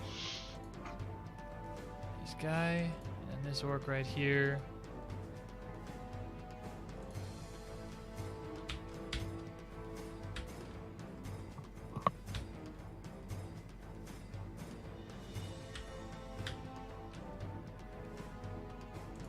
That's what he can do. He's at the target, so he can't bonus action. He's going to attack Ho Jing with a crit Ooh. and deal 9 damage. It is now Ho Jing's turn. Question. Yes. Do javelins count as ranged projectiles? Would deflect missiles work? Yes. But that was a melee attack. Oh, never mind. Okay, it is Ho Jing's turn, and yeah, she is going to try and finish off the chief. That is definitely going to hit. And yeah, the chief is taken down. Rah! So it no longer has ancestral guardians. The chief is dead. And she's got 1 more attack, so she's going to attack this Olag.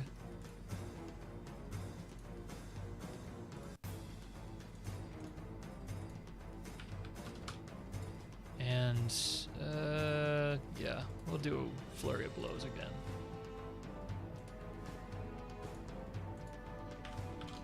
That's Nice, good. That's very good. Yeah, that's max damage. Yep. Orag. Did anything happen with their leader dying? They are enraged. Awesome. Not a bad. Okay, no way he can really position himself to cause too much trouble. So he'll just do a regular attack. 23 is gonna hit and does 4 slashing damage to you.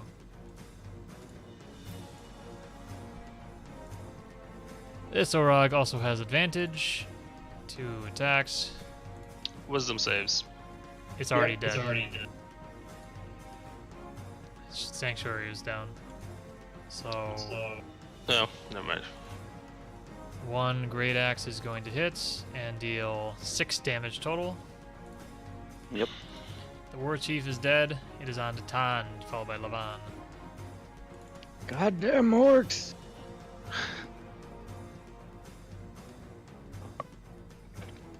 I'm gonna hit that same orc again with acid. Take for it. this!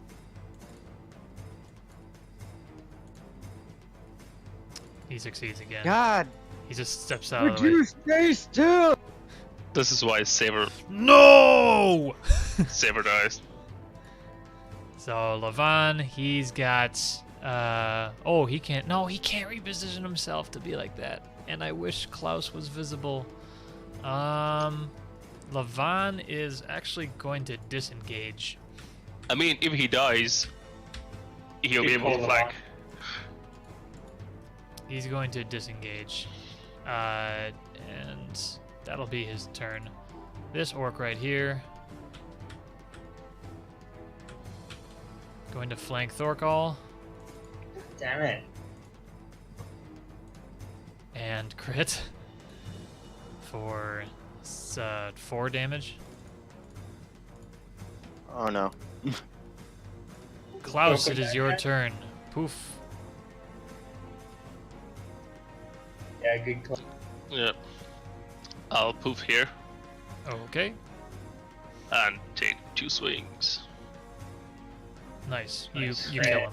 If this one dies, I'll change the second attack to this one. Okay. Yeah. That second attack is going to miss since you don't have advantage. Oh, right. Okay. Anything else? Roll Nope. roll your poof for blink. Your And I'm gone. kaboom poof. Okay, this orc is going to chase after you, Thaddeus. Alright, I'm gonna need him to make an athletics check to get He's Acrobatics. got 60 feet of movement towards you. Okay. So Should've bought some I'm going oil. to say that he didn't totally fail it, and so I'm gonna say that he got up there. It's a slant. Okay. It's like a tent, and so he's I able. didn't realize that when I went up there. I didn't move further away. Shit. Okay. Yeah, I think Klaus was saying like jump on this roof, maybe. Yeah. Oh, that's not what I had understood. Okay, never mind. Okay. He's going to attack you once. 15. I'm gonna again another shield. I'm running out of level 1 spell slots, but I'm using them all on shields. Got it. Thaddeus, you're back. What should I do? Looking for a good... Man, everyone's kind of just mixed in with each other. I'm not there if you're counting me.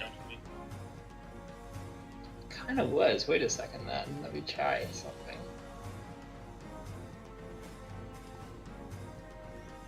Do those two...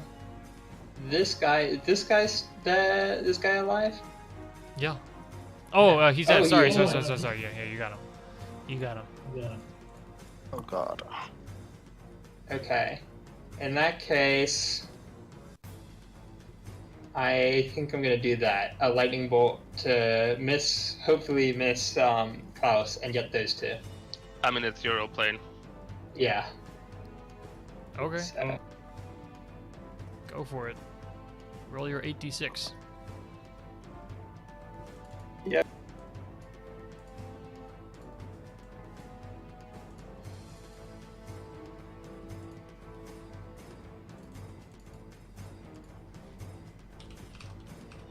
16 damage. Oh, he's still up. This guy takes it and you just zap him. Which one? The orc. That one. Okay, are they both still up? Okay, that one isn't. I'm going to take the opportunity to do a couple of things. One, tempestuous, to get out a little bit further. So, I get 10 feet without opportunity, and then I can do the rest of my movement to go somewhere else that's interesting. So that's another 30. So 5, 10. 15, 20, 25, 30. So. And then I'm going to do one of my sorcery points. You already used your bonus action for tempestuous magic. Oh, that's a bonus action? Yep. In that case, never mind. Okay. That's my turn now.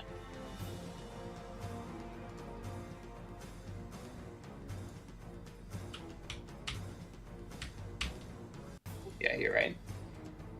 God damn it! Man, the amount of corpses.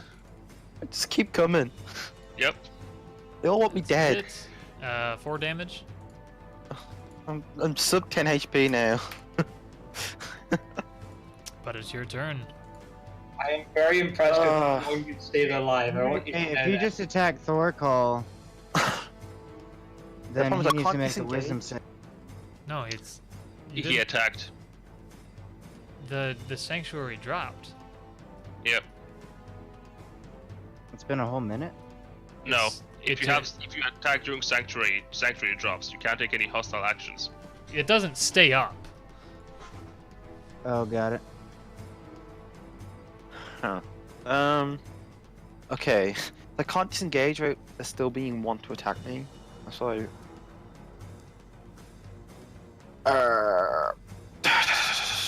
This guy's almost dead. Yeah, I'm gonna Oh, attack got that it. guy. Let's go. Oh, Wow. shit.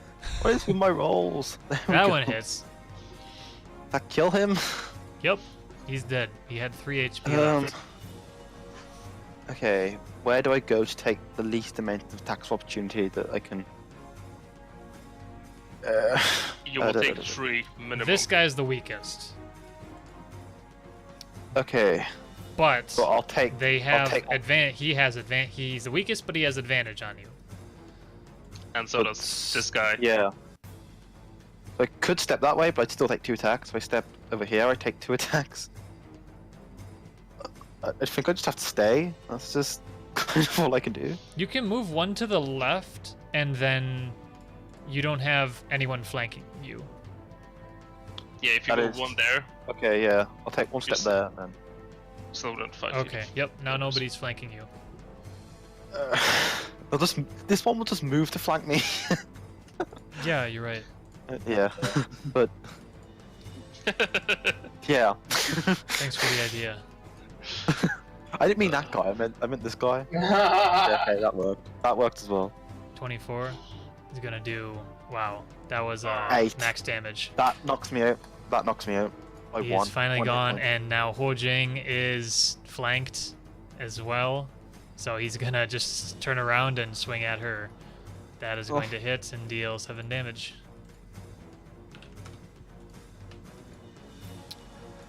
Okay.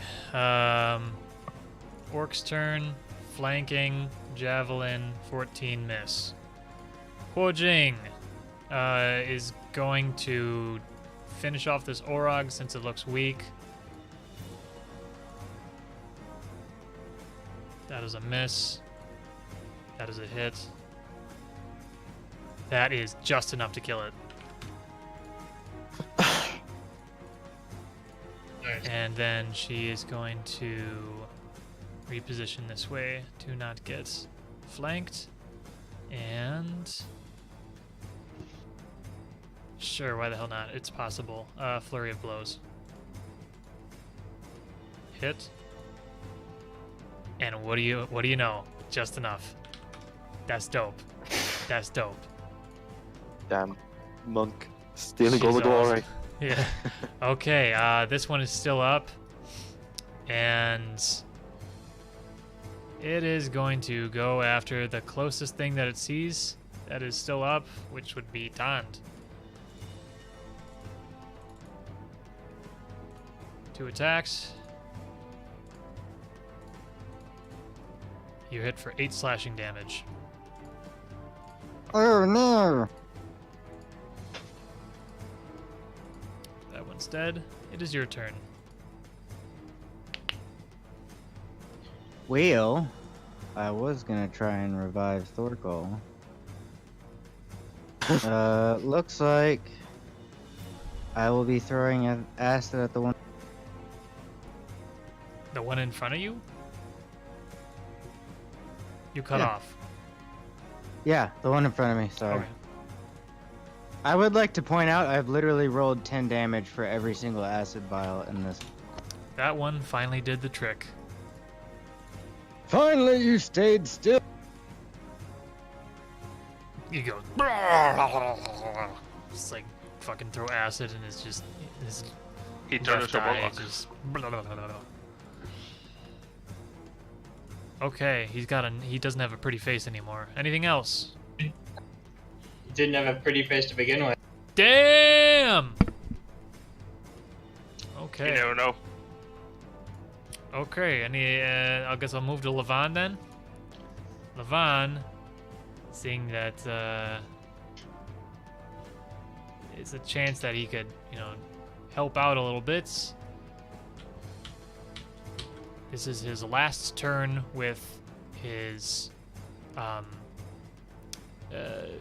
take a swig ability, so he's going to take 2 Bowie attacks with advantage. That does awesome. And then a normal attack for 22, 3 hits. Jesus. Nice. Wow. 18.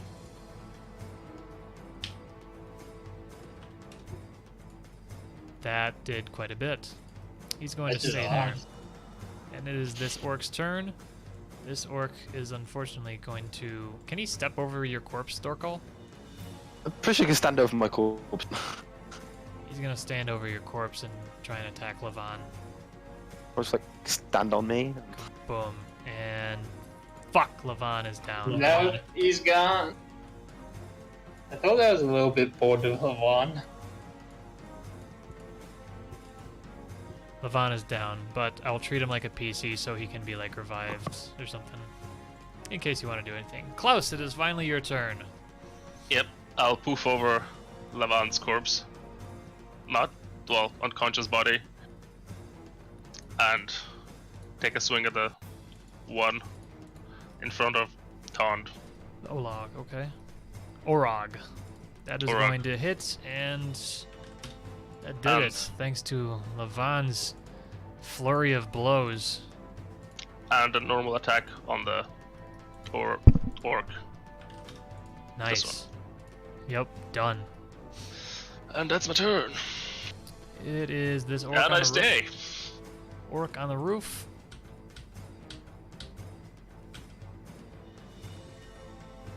He is going to flank you, Klaus, and attack. Yup. 20 is going to hit and does 5 piercing damage. Thaddeus, your turn. Alright, what am I going to do?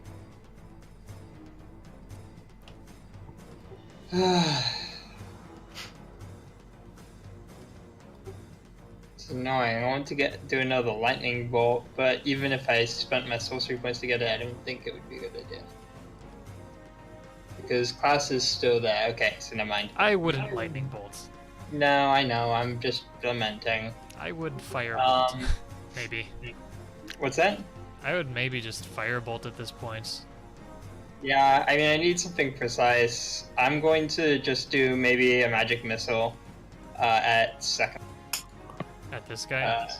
Yeah, on the weaker of the two. Okay. I get 4. Second level, alright.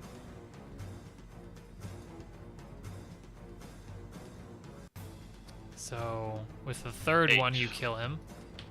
11. And so, can you redirect the fourth one?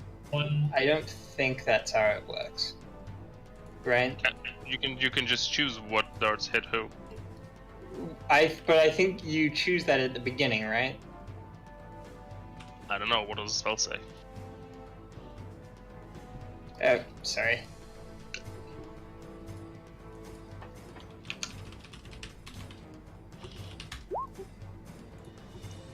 Create 3 going darts. They strike simultaneously. So, yeah. Yeah, I think that's just my turn. Okay. Gotcha. So you would have had to split it up at the beginning. Right, which would just be like magic, me knowing ahead of time what's gonna hit what. There's one more to go. Thorkal, whisper me a death saving throw. Cool. Not 20 and just wreck him. Thank you, Thorkal. It is this Orog's turn and he's dead. Orc's turn, he's dead. Hojing is gonna try and steal all the damn glory, hop up on this table, and kick the shit out of him.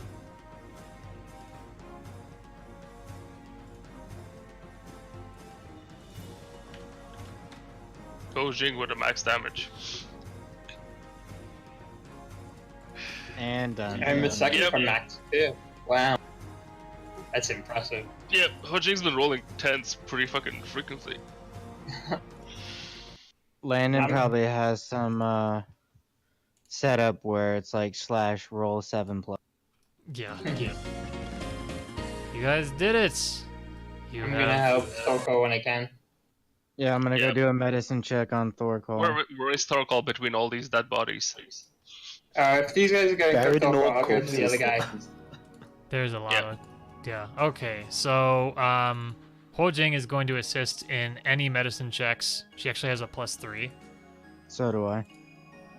I'll help Hojing with this Durlog. Okay. You two do that. Then I'll help the other guy. Both Sorry. Thorkal and Levan are stabilized. Woohoo. I'm gonna give both of them a potion. Thorkal, this one's It's fucking hard to take down Thorkal, Look. let me tell you.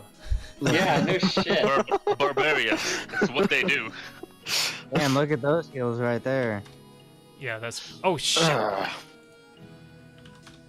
Accidentally just put stand up 180. with my axe, Goggly, go, did we kill them all? They're all 16 gone. is for Thorkal, Yep, 18 they're all dead. is for Levon. That's good. Ton, could you look at that War Chief's axe?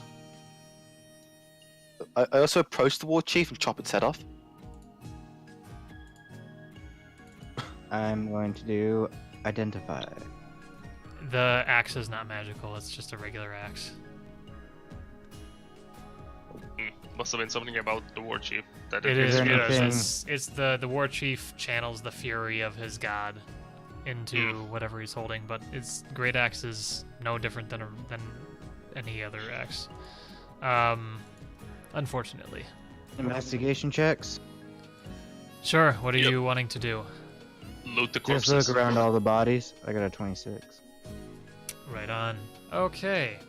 So, just looking around the bodies themselves.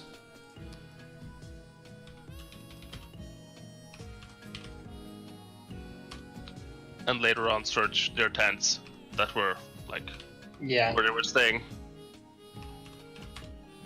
You find 26 gold, 31 silver, and 76 copper on all of their corpses. And then, Alright, let's divide it all up.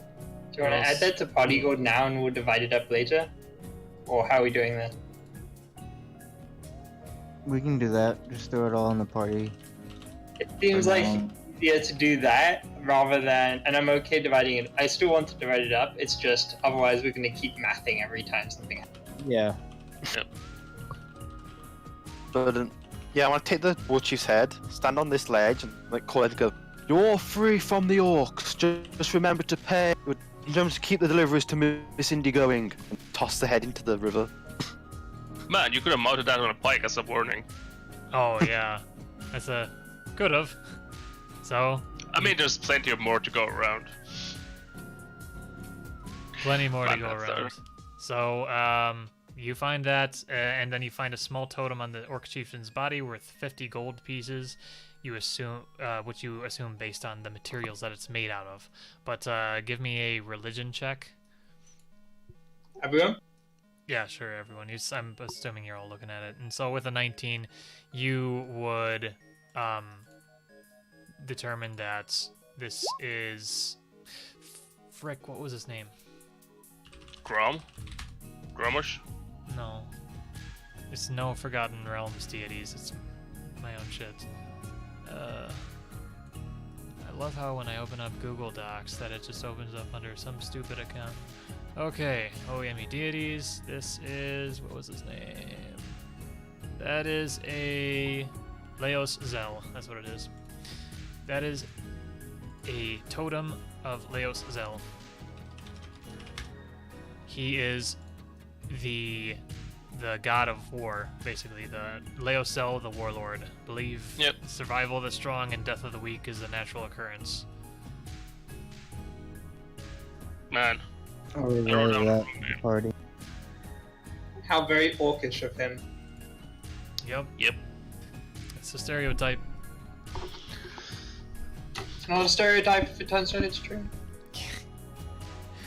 Yeah, I mean, that's exactly what Vivi said about the dragons.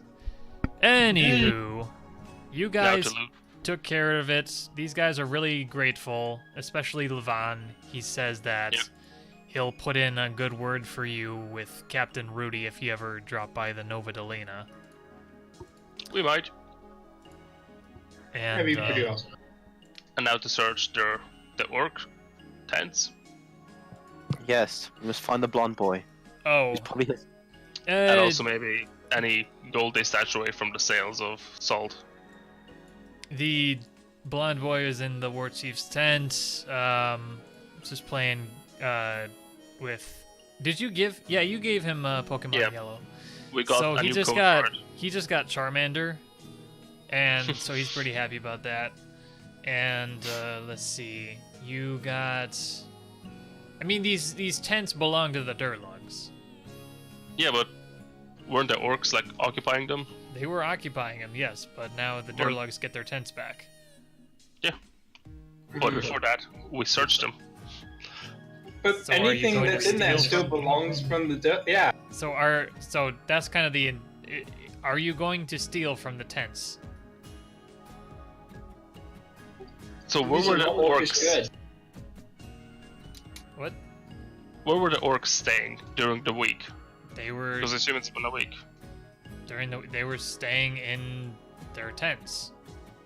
So they basically kicked the Dhergoloth out of their tents and stayed in them themselves.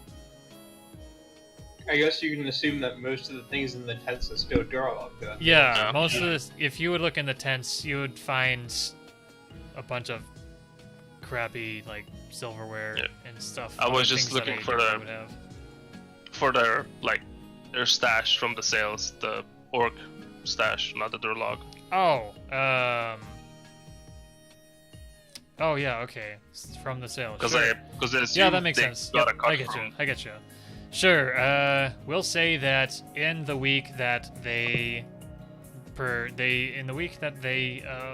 did business, they made 150 gold of profit. I'd also like to look around for it, see if the orcs were actually diligent enough to keep a ledger on like who they sold stuff to. Because I doubt it. Yeah, but who knows, right?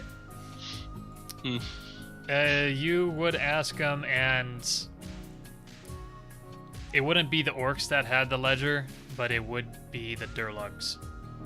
Yep. I'm gonna ask for either the ledger or a copy of the ledger, so that we can show them where the salt went,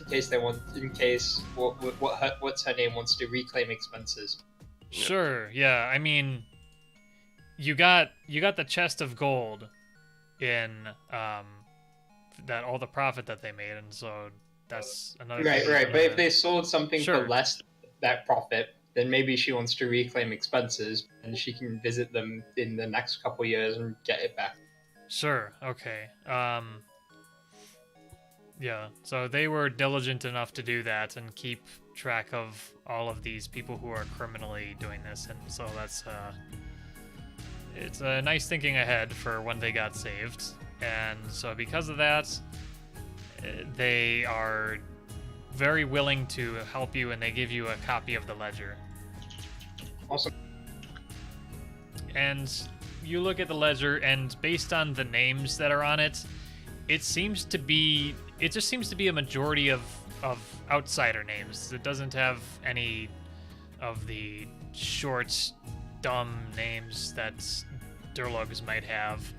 It's all just a bunch of outsider names is what you get. Okay. Do they have like towns or anything associated with the names, or just names? Just names. It's Okay. Just checking. or yeah, it would be this merchant named this guy came through on this date and bought this much. Got it. Do you have a shipment ready for Miss Indy? Because we came with a wagon. Yeah, we can send down a shipment, sure. Okay, and I'll help them load up our cart for the first shipment. Right on. Oh, I want to ask the Dorlogs if they know if like there's likely to be more orcs, like if this was just a one-off raiding party, or if there's like a orc group nearby and this is just the people that were taking over and controlling the camp.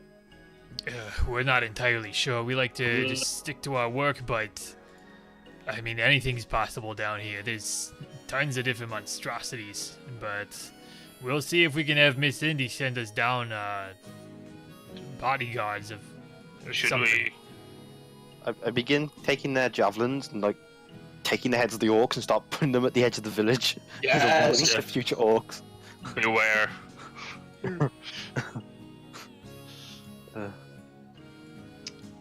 Is that the only entrance to the village, or like these areas on this right side also entrance? Yeah, we'll split it up. Who's the fucking dark elf who did nothing? Yeah, I wanted to Oh ask yeah, that he was hiding under the table. He was playing poker with them. with the orcs. Yeah, with the Yeah. orcs. So he was hiding under the table the entire time. Do you do anything with him? I want to ask. Were you involved in this? So he's pretty scared right now, and We're all covered in blood. yeah, you guys are all covered in blood.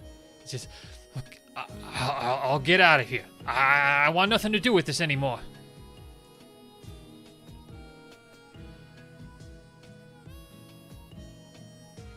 I just walk away. Fine. He just, I'll start casting presentation on people to like clean their clothes. okay. And so with that, you boot up the wagon. You get the Yep. spices. You get the chest of missing profits. You got your own gold that you looted from them.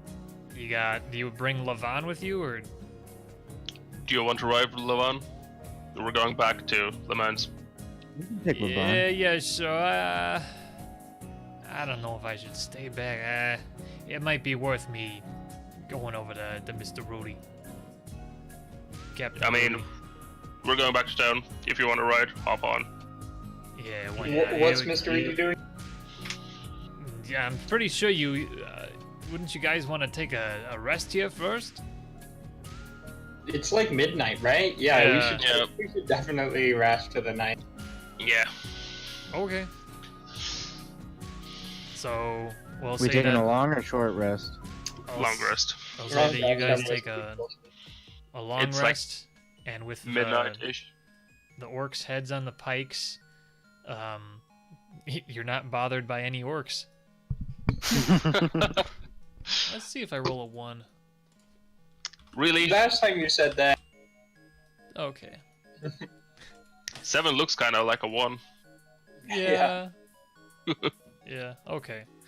Alright, get your long rest in, and it's nearing 7 o'clock, so I'll say that this is about a good time to end the session. Cool. Sounds We'll actually end the session with you guys coming back into town. I'll say that the D20 that I rolled was for the trip back. and nothing happens. Y'all got back. It was about a day's journey, and so you got back at about, we'll say, it's about 3 in the afternoon, 4 in the afternoon. Yep. But Sounds good. you enter the gates of Mendes, having helped Miss Indy. You got And Levan we're driving towards the labor house. driving towards the labor house. What Oh. does Mr. Rudy do again? Who? What does Mr. He's, Rudy do? he's one of the leaders of the Dhergoloth clans. Yeah, but what kind of thing does he do? Ziggy. Like, Ziggy What does he owns the do? shops. No, Dhergoloth clans. It's the Rudys, the Gilberts, the Barnabys. Yeah. And Captain Rudy is like the head, and I think he has like his own alcohol. Yeah. oh, he Yeah, does yeah. alcohol stuff. Okay. He's like technically in charge, but it's like been completely He- usurped by other He barons. founded the city. Yep. Yeah. So, I guess I will end the session here. Thank you guys. I'm glad we were able to make it work out in the end. And keep in mind, we do not have a session next week. I'm going to be out of town, and so it'll be that. And potentially for the future, we might be changing the game to a bi-weekly game, given that I now have a job, and it's taken up a bit of time. And so, stuff. But again, thank you very much for attending the session. I'll see you guys in a fortnight.